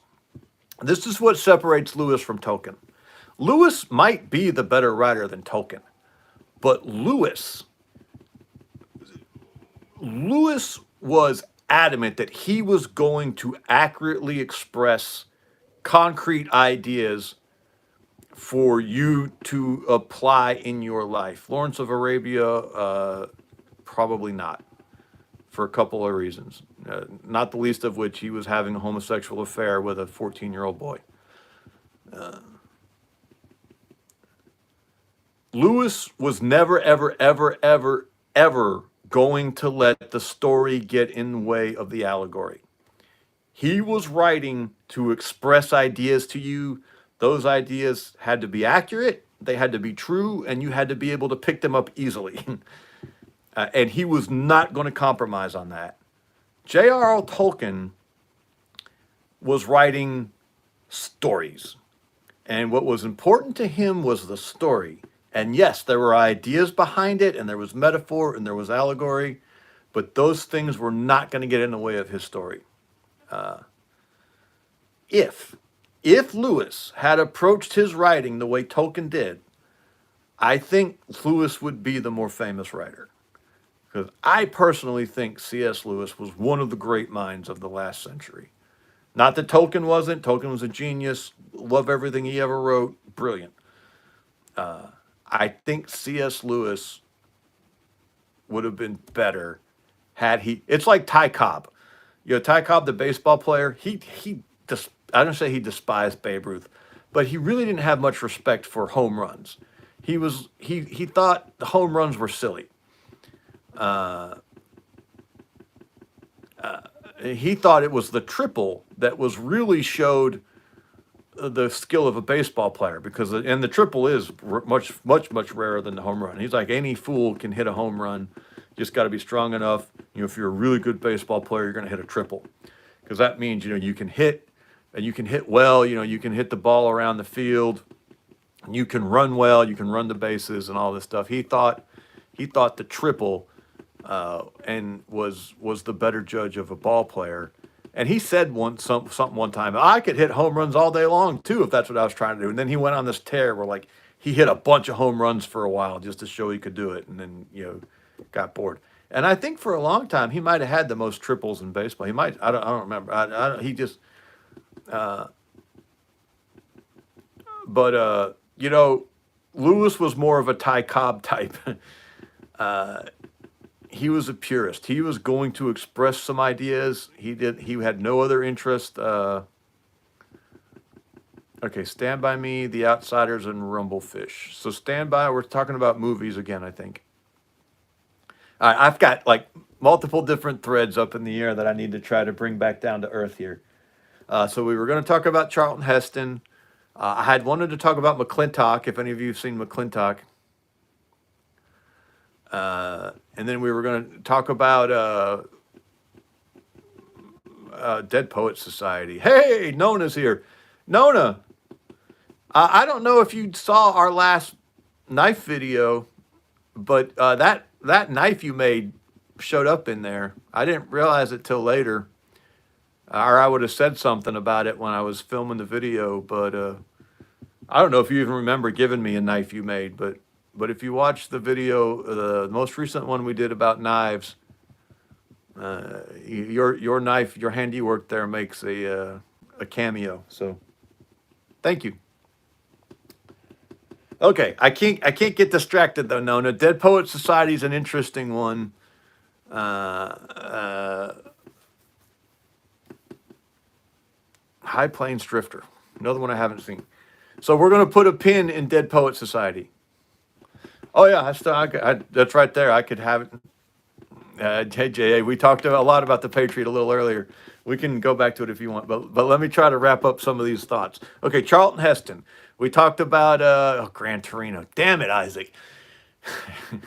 Cut me some slack here. Okay, we talked about Soylent Green. We maybe aren't going to describe too much deep metaphorical thought to Soylent Green because it is very Malthusian. I get to break out another big word. Malthus was a philosopher in the mid-1700s who thought that the world was on the verge of, society was on the world of collapse because of uncontrolled population growth. I think at the time there was 700 million people in the world. And he had this big long screed about how we can't support them all and we're all going to starve to death and die. And now we're rolling up on 8 billion people. And Malthus is always wrong. Malthus is always wrong. If it's Malthusian, it's wrong. And Soylent Green, of course, is the definition of Malthusian. Because that was a big thing back in the 70s, too, the whole population explosion. And what did we forget? Yeah, Jimmy Stewart was a badass. Okay. So we talked about Soylent Green. Let's set that one aside. We talked about Planet of the Apes, which I say probably yes. I haven't watched it in years. Okay, Ben-Hur. Ben-Hur, absolutely. Ben-Hur is an expression of aspirational masculinity. If you have never seen Ben-Hur, this is one of the great epics of all time. This is Cecil B. DeMille in his, hey, Landon Shalom, unhinged, glorious best. It's a great movie. It's a great story. It's well acted. There's just no criticism to be made about Ben-Hur. It is one of my all-time favorite movies. It is a little long, but it's worth it. Definitely a story of aspirational masculinity.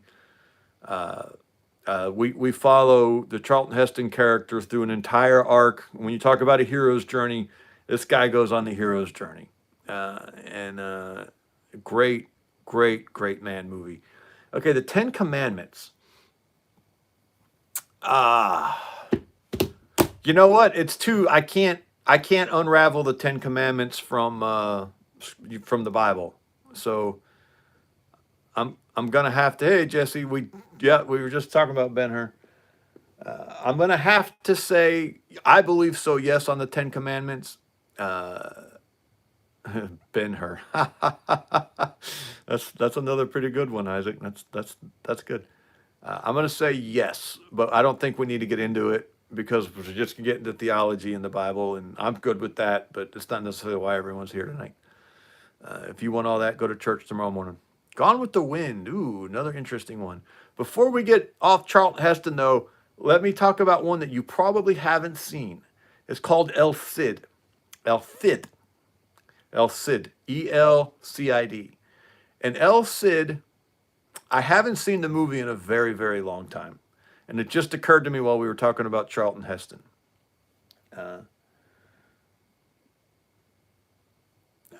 I think it probably would be. The movie does not, it's another true story. El Cid was a Spanish, he ends up being a king. Chris Kyle movie. Ooh.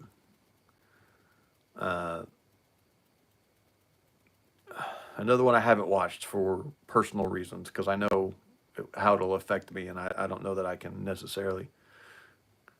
I've got to be a little careful with my psyche, and sometimes stuff that's too real is too real. Oh, Dances with Wolves. You didn't. Oh, Kinetic. You didn't bring that. Oh God. Oh, we haven't talked about The Postman yet. And The Wizard of Oz. Now we're getting out there.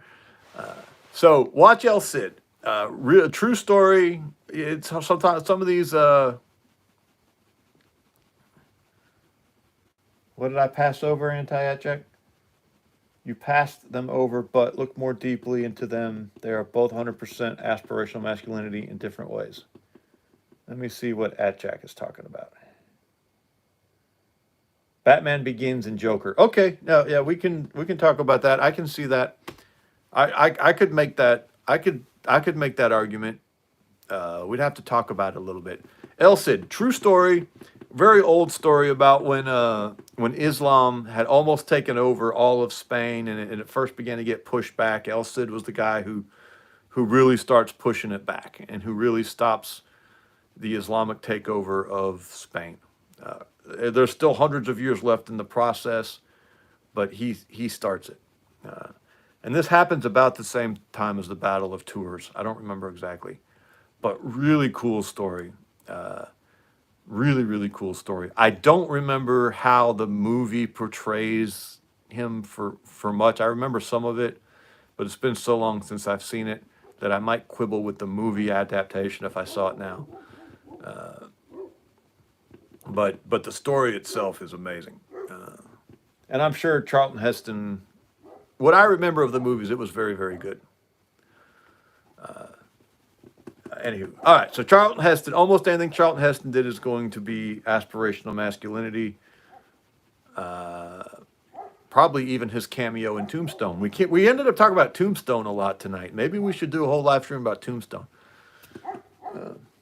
Charlton Heston shows up in Tombstone. Okay, now let's talk about the most important theological masculinity Talladega Nights. Uh, I could make the argument. I could see where you're coming from on that one, Fuji. Uh, from Dusk Till Dawn. What is a good biblical movie? I haven't seen Fighting Jack Churchill. Marx Brothers. Love the Marx Brothers. Oh, Marx Brothers are the funniest things. Oh, you haven't seen comedy till you've seen the Marx Brothers. They're hysterical. From Dusk Till Dawn. You've probably seen it. If not seen it, you're at least familiar with it. That's the one. You've seen Salma Hayek with the big white snake wrapped around her. That's From Dusk Till Dawn. And it really is two very, very different movies. Ricky Bobby. I need another gun. Yeah, Mark. That's the. It's also very, very, very bloody. It's very rough. There's actually not any nudity in it, though, Mark. If you go back and I'm not telling you to watch it, but there's actually no nudity in it. There's really kind of two different movies in this. It's a Robert Rodriguez movie. It frequently gets attributed to Quentin Tarantino.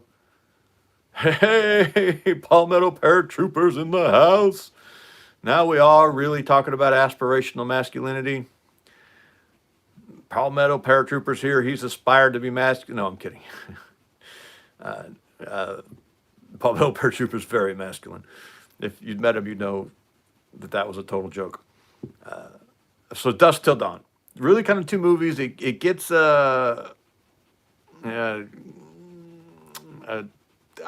Tarantino is a genius. I really like Tarantino. He's not Mel Gibson. I don't cry at Tarantino movies, but I really do think he's a genius, or at least was. It might be, maybe he squandered it now.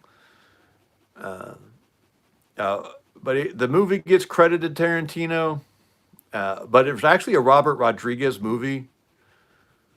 You would know Robert Rodriguez as from Spy Kids. That's what he's most famous for, is Spy Kids.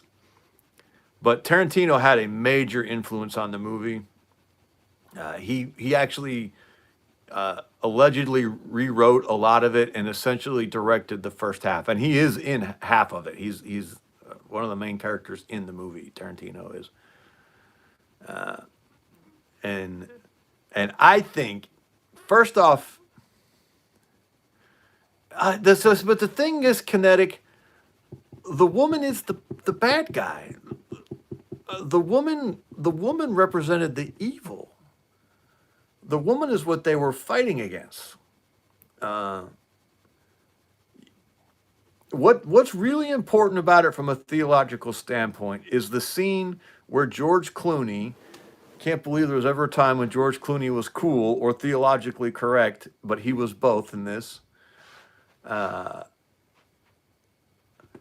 He's making fun of the preacher, and the preacher punches him in the face. And George Clooney has one of the most important speeches, or one of the most important realizations or statements a man can have in his life. And the preacher's name is Jacob. And he says, the Jacob says something about, I'm tired of your mockery or whatever. And Clooney stands up and he just says, Jacob, I'm not mocking you. He said, but I've come to the realization that there's evil. Because what we're fighting had to come from hell. And if those things came from hell, then that means there has to be a heaven. And if there's a heaven, there's a God. And right now, we need a God. Or we need God. And you're the best, you're the preacher, you're our best direct conduit to him. Not all of this is very theological, but the main part is what's important. And he says, a faithless preacher is useless to us right now, but a mean motherfucking child of God can bless tap water and make it holy water. And he goes on this little spiel about about what a mean motherfucking child of God could do versus a, a faithless preacher. And part of the whole story is that the preacher has lost his faith because something, his wife died from, I think it was or his wife died. This is a powerful moment in cinema, Isaac. And so George Clooney looks Jacob in the face and he says, Jacob, are you a faithless preacher or are you a mean motherfucking child of God? And Jacob has to take a moment and he has to think. He has to say, well, I guess I'm a mean child of God. And they start blessing tap water and making it. Now, look, the theology ends right there. Don't look for any more theology in this movie after that scene. But that scene right there, that should be seared into every man's conscience. Are you a faithless preacher or are you a mean motherfucking child of God? Because we know there's evil. We know there's evil. We see the evil all around us. So that means there's a hell, which means there's a heaven, which means there's a God. And we've got a war to fight. We've got a battle to fight. And if we're a faithless preacher, we're not going to be any good in that battle. But if we're a mean motherfucking child of God, don't let us near a spigot because there's going to be a lot of holy water. Okay? So that scene by itself, for me, is like every man should watch this movie. Okay, set aside tequila shots off of feet. Set aside weird snake dancing scenes. That scene right there. Boom, baby. Boom. Oh, I get chills just thinking about it. Okay, Mark, I understand. There's a lot of that little kernel of truth is wrapped in a big sort of ugly wad of blood and gore and Salma Hayek in a bikini. There's a lot of blood. There's a lot of gore. There's a lot of profanity. But there's also this one glorious moment there, 3/4 of the way through, where I wanted to jump up and start running church pews, the backs of the church pews. But it is also, I have not seen The Other Side of Heaven, nor have I seen Gangs of New York is the one I was thinking about earlier with Leonardo DiCaprio. When someone said Bronx Tale, I was thinking Gangs of New York. I couldn't think of that.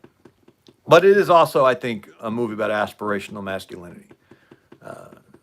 We do get the hero's journey, and it does end up saying positive things about masculinity. So I really think From Dusk Till Dawn is an excellent man movie. Nona likes Gangs of New York. Okay. And then, we were talking about books. But maybe we're too far past that now. We had got off on to see. Oh, do we want to talk about whether or not... Yeah, Salma Hayek is one of the most beautiful women of the last however long it's been. There's a photo of Jack Churchill storming a beach in front of his platoon, and he led the way with... Oh, I remember this guy. He used a bow and arrow, too. Yeah, I have heard about this guy. Jack Churchill.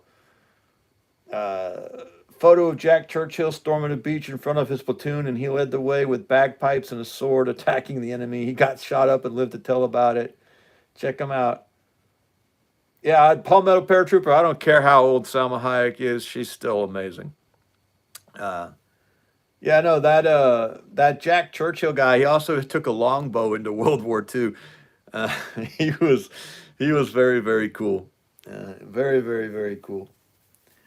Do we want to talk about whether the Lord of the Rings movies, the Peter Jackson versions, they were... she's 57. All Quiet on the Western Front. Oh, excellent. Yeah, he had a longbow. All Quiet on the Western Front is an excellent. Now, I haven't seen the movie. I've only read the book. What did I think about the book? Ooh, that would be a long conversation. It has been a while since I read the book. Uh, Sometimes war stories, that experience of war, I've never seen combat. I served, I was in the Marines, but I never actually saw combat. So these are my observations, having been around quite a few men who have seen combat, but I'm not claiming that experience for myself. But my observation about the men who've been in combat is that sometimes that experience is so intense and so all encompassing. The stories, when I say stories, I mean, the telling, not like their lies or something, don't have a moral. They don't have an endpoint.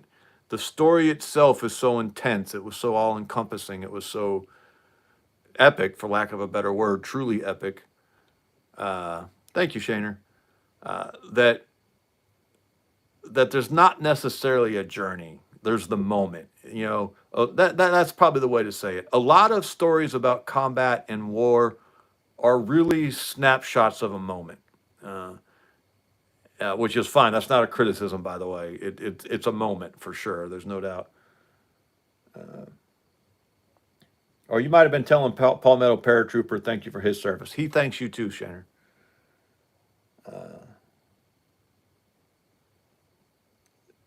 So sometimes those are not going to be stories about uh, no, I don't.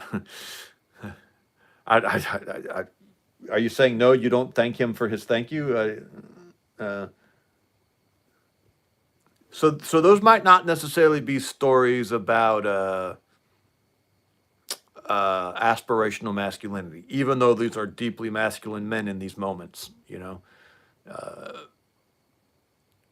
I've never seen any of the Godfathers. I saw Scarface. I really liked Scarface.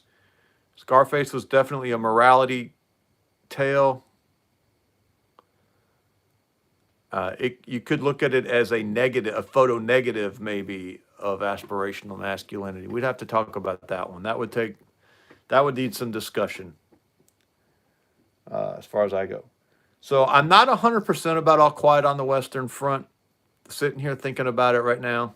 First off, because it's been so long since I've seen it, or since I've read it. I tell you one, Red Badge of Courage, which very similar to All Quiet on the Western Front, but about the Civil War. Uh, uh, and had a very similar feel to it as All Quiet on the Western Front. And it was definitely a story about aspirational masculinity. All right, Palmetto Paratrooper says he does not like being thanked and won't thank anyone else. I know what I did was much more survival than it was for your rights. I didn't like the hollow thank you for something I didn't actually do. Well, I don't think you can say it's hollow. I think we have to acknowledge the depth of genuine feeling most people are expressing when they tell veterans thank you. Even though I never saw combat, so I don't deserve the thank you. I'll frequently say something like that. Well, thank you. I don't really deserve it, but I know a number of men who. Oh, Free State of Jones, excellent. And I will definitely pass that on to them the next time I talk to them, because I do know men who deserve it. Even if I don't, I know men who do. So okay, so if you have not seen the Free State of Jones, excellent, excellent, excellent movie. Matthew McConaughey at probably his McConaughey best. This is probably peak Matthew McConaughey as far as I can tell. And it's another true story. It's interesting how many of these aspirational masculinity stories end up being true stories. I believe it was set in Mississippi, but it might have been Missouri, but I think it was Mississippi. And this guy whose last name is Jones gets drafted into the Confederate Army and hates it and goes AWOL and or absent without leave, but everyone knows it is AWOL. Marines call it absent without leave. Or I'm sorry, unauthorized absence. I'm sorry. Absent without leave is AWOL. Marines call it unauthorized absence or being UA, but everyone knows the phrase AWOL, so that's the one I use. So he goes AWOL and he goes home and runs afoul of the Confederate government. Okay, ungrateful peasant, I'll give you that one. Pete McConaughey was Rain of Fire. Rain of Fire was pretty good. And because he's gone UA, absent or AWOL, he loses his wife. His wife sort of divorces him or some version thereof, and he has to go on the run. And he ends up living with a bunch of enslaved people or former enslaved people, and they form this resistance movement. And he goes on a little bit of a tear, and they carve out a little enclave where they're resisting the Confederate uh,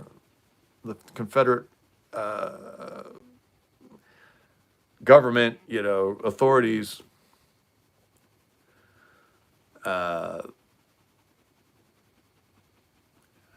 And it's kind of a good story. It's not kind of, it's a really good story. And it has kind of a neat ending. So, yeah, Free State of Jones. Yes, Isaac, we do. We can talk about Captain Isaac Davis here in a minute because that wasn't even aspirational masculinity. Captain Isaac Davis may have just been achieved masculinity on a number of levels. But yeah, Free State of Jones, definitely.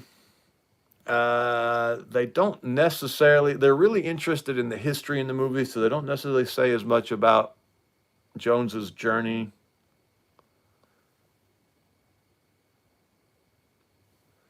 Bat lost auction last seconds for old trade silvers. Huh. Natural Born Killers was exciting. Natural Born Killers was interesting. Also a Tarantino movie. Well, Oliver Stone directed it. Tarantino wrote the script. But he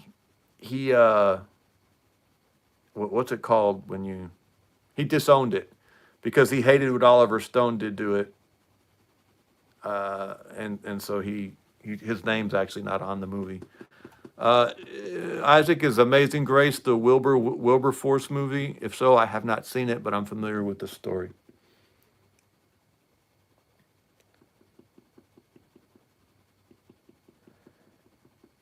Okay, so the Lord of the Rings movies did not necessarily do the books justice, but they couldn't.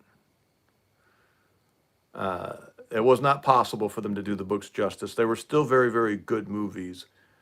And they were not able to obscure, as much as they tried to, they were not able to obscure the aspirational masculinity in.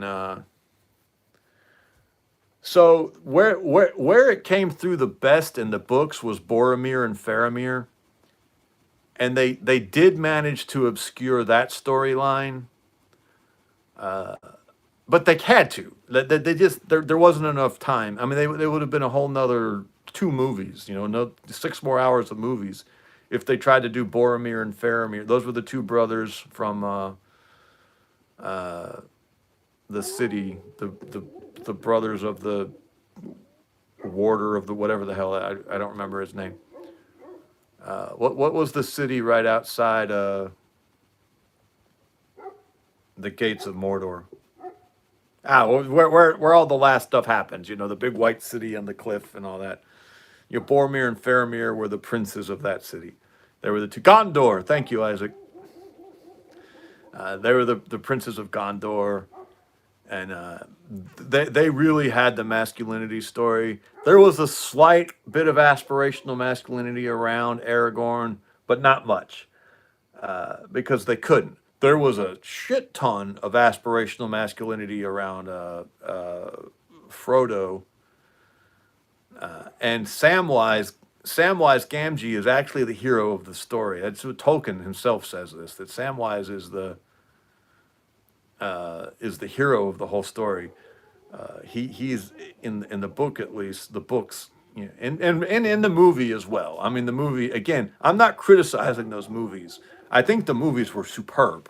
The Lord of the Ring movies, the Hobbit movie, the two Hobbit movies were pretty bad, but the Lord of the Rings movies were superb, and I thought they did as well as you could ask a movie to do with books of that magnitude. That yes, they had to make changes, yes, they had to make compromises, but they had to. There was no way around it. You could not do that those books straight into a movie. Can't do it. And I thought they did very well on every level. But they did have to just chop a bunch of stuff. Oh God, Peter Jackson is currently making two more Lord of the Rings movies set between The Hobbit and Lord of the Rings. Oh God, seeing as how bad Amazon's Lord of the Rings sucked. Stalag 13. I'm sorry, Anti-At Jack. I'm familiar with Stalag 13, but I haven't seen it. This is another a World War II movie where they're escaping a concentration camp. A lot of the parody that comes out of Hogan's Heroes is actually based more on Stalag 13 than it was The Great Escape. I hope cover the cost. Actually, Palmetto, we are almost certainly going to Missouri this summer. I know you're close to Missouri. I can't remember exactly where, and I wouldn't say it out here. So we're going to be about an hour west of Branson this summer if everything goes to plan. And it's most of the way there. Now, the only problem is that it's going to be a little bit of a whirlwind trip. But we are going to be, oh my God, that's still 4 or 5 hours from you? Yeah, I don't know that we're going to be getting any farther west than that then. There's a biblical families retreat in Branson, Missouri this summer. And so we'll be out there for that. And that might be as close as I get to you for a long time. That's already going to be 13 hours, I think. I'm going to have to take a bunch of time off from work. Gosh, I probably need to work every Sunday between now and then.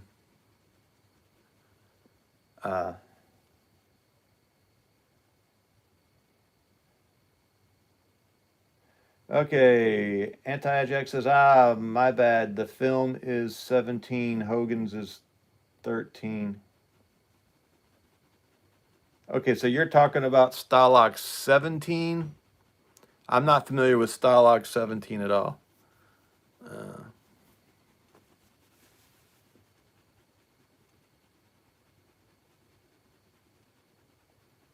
Yeah, Palmetto. It's going to be in August sometime. I think we're going to be camping. I'll keep you I'll text you or something. I don't have all the details yet. Okay, so how long have I rambled on? I have gone on for 2 hours, and I haven't talked about any of half the stuff, a tenth of the stuff you guys have brought. I haven't even talked about a tenth of the stuff Isaac's brought up, let alone what the rest of y'all have brought up.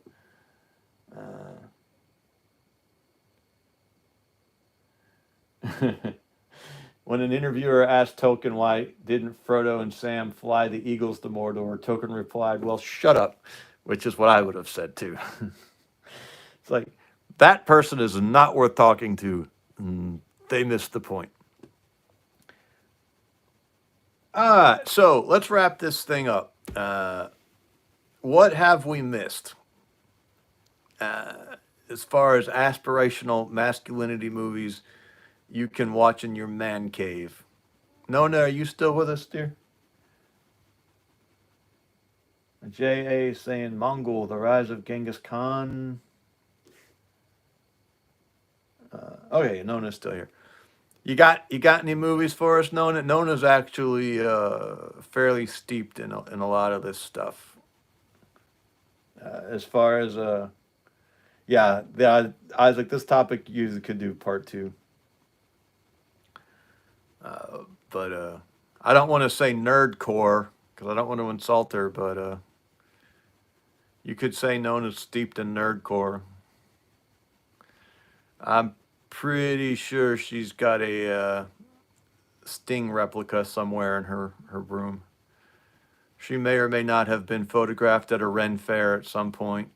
Oh, I haven't seen Yellowstone yet, JA. I want to watch that. I've heard good things about it. The Color of Money and The Cincinnati Kid. I have not seen either of those. Everyone has a little bit of homework to watch The Man Who Shot Liberty Valance. Okay, so no, okay, Dead Poets Society. Complicated movie from a masculinity standpoint, Nona. We would really have to talk about that whole movie.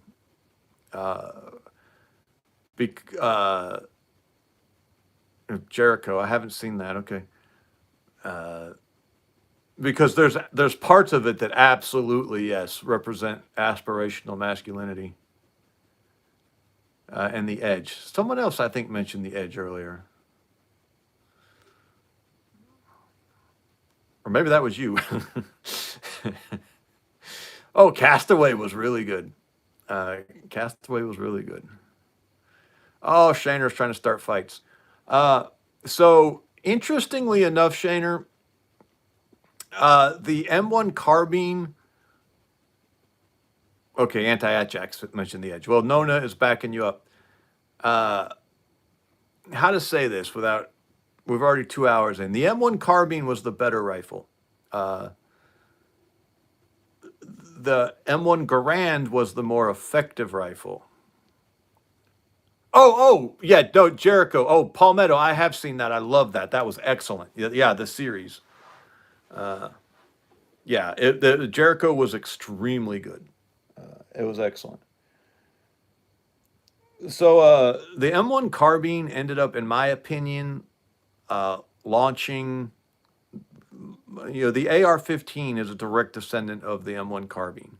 The AK-47, this is maybe a little controversial, direct descendant. All modern rifles, in my opinion, all modern military rifles are descendants of the M1 carbine, not the M1 Garand. This is my opinion.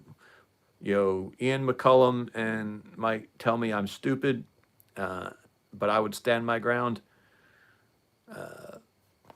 And because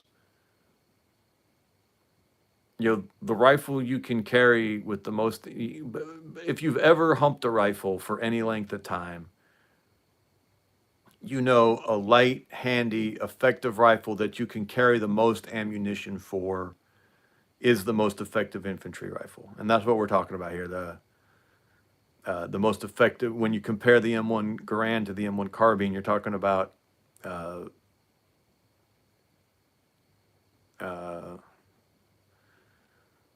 infantry rifle. Now, was the carbine perfect? Absolutely not. It was the first of its kind.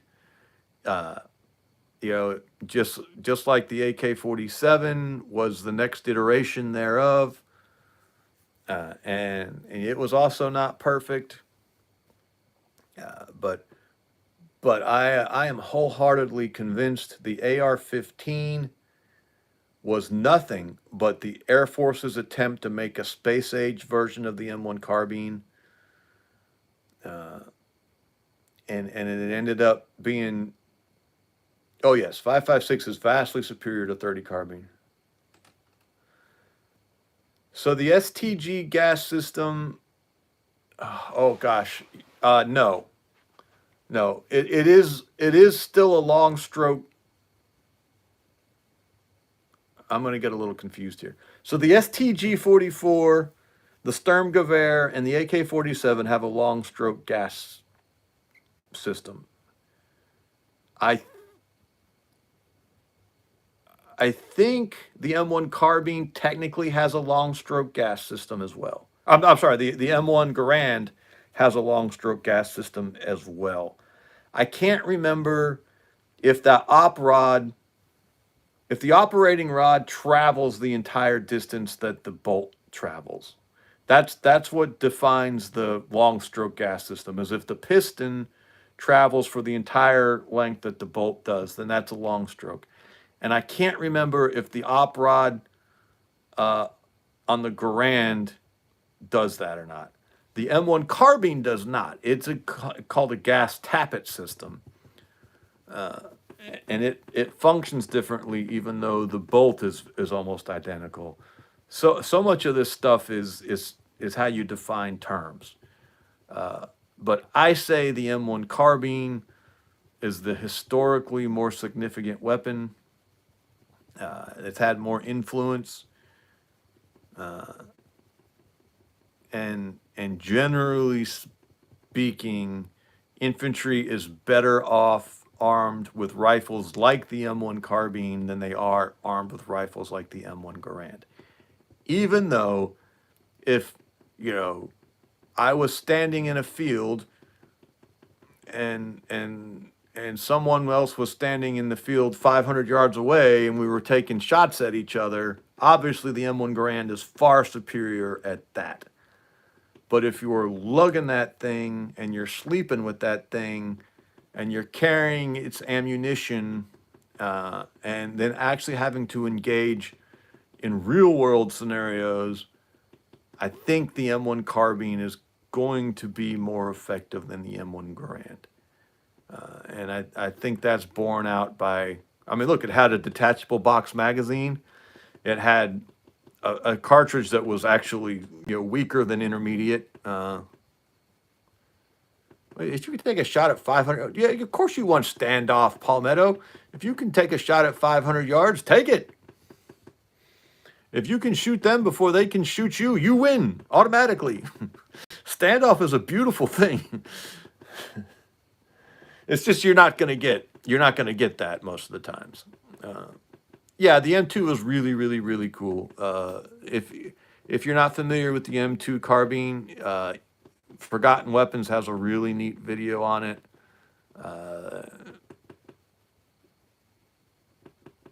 We're not going to have this Army Marine Corps argument right now, Palmetto. Oh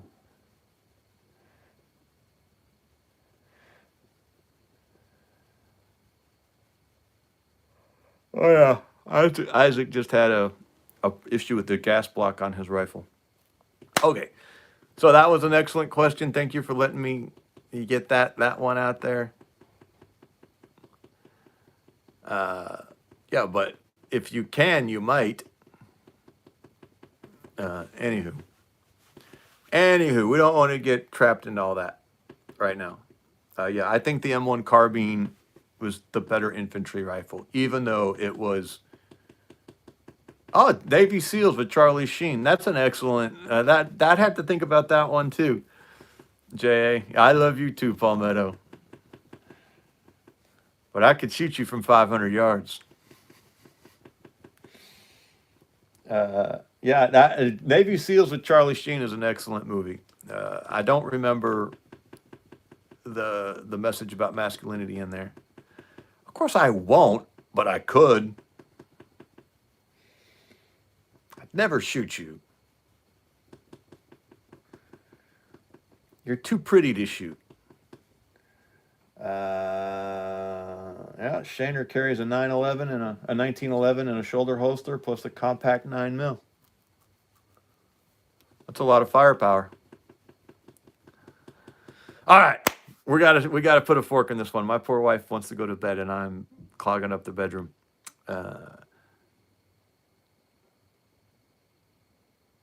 Have I shot any? No, I don't think I have. I know I haven't shot any 77 grain yet, Isaac, and I don't think I've shot any 70 grain. I should get some of that. Oh yeah, because I want to get that for the BOF rifle. Yeah. I'd show you my EDC, but as soon as I do, they shut down the live stream and ban me for a week. You appreciate the good hearty laugh before bed. That's what she said. My carry is a baby eagle, and I love it. Although I have to admit, I'm starting to decide. I think I want something a little smaller for sometimes. Anywho, all right, man. We appreciate you. I'm calling. I'm putting the fork in this one. Nona, it was great seeing you, dear. Thank you. Everyone, Palmetto, thank you for stopping by. Isaac, as always, thank you for moderating and driving the conversation. This was a good one tonight. I really appreciate how much everyone contributed and interacted and was throwing ideas out there all night long. I couldn't even keep up with it.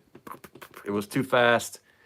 Yeah, you guys should be the ones that have the channel. Shalom. Appreciate you, man. And Nona, have a good evening. Oh, yeah, I'll say goodbye to Anita, too, when I see her.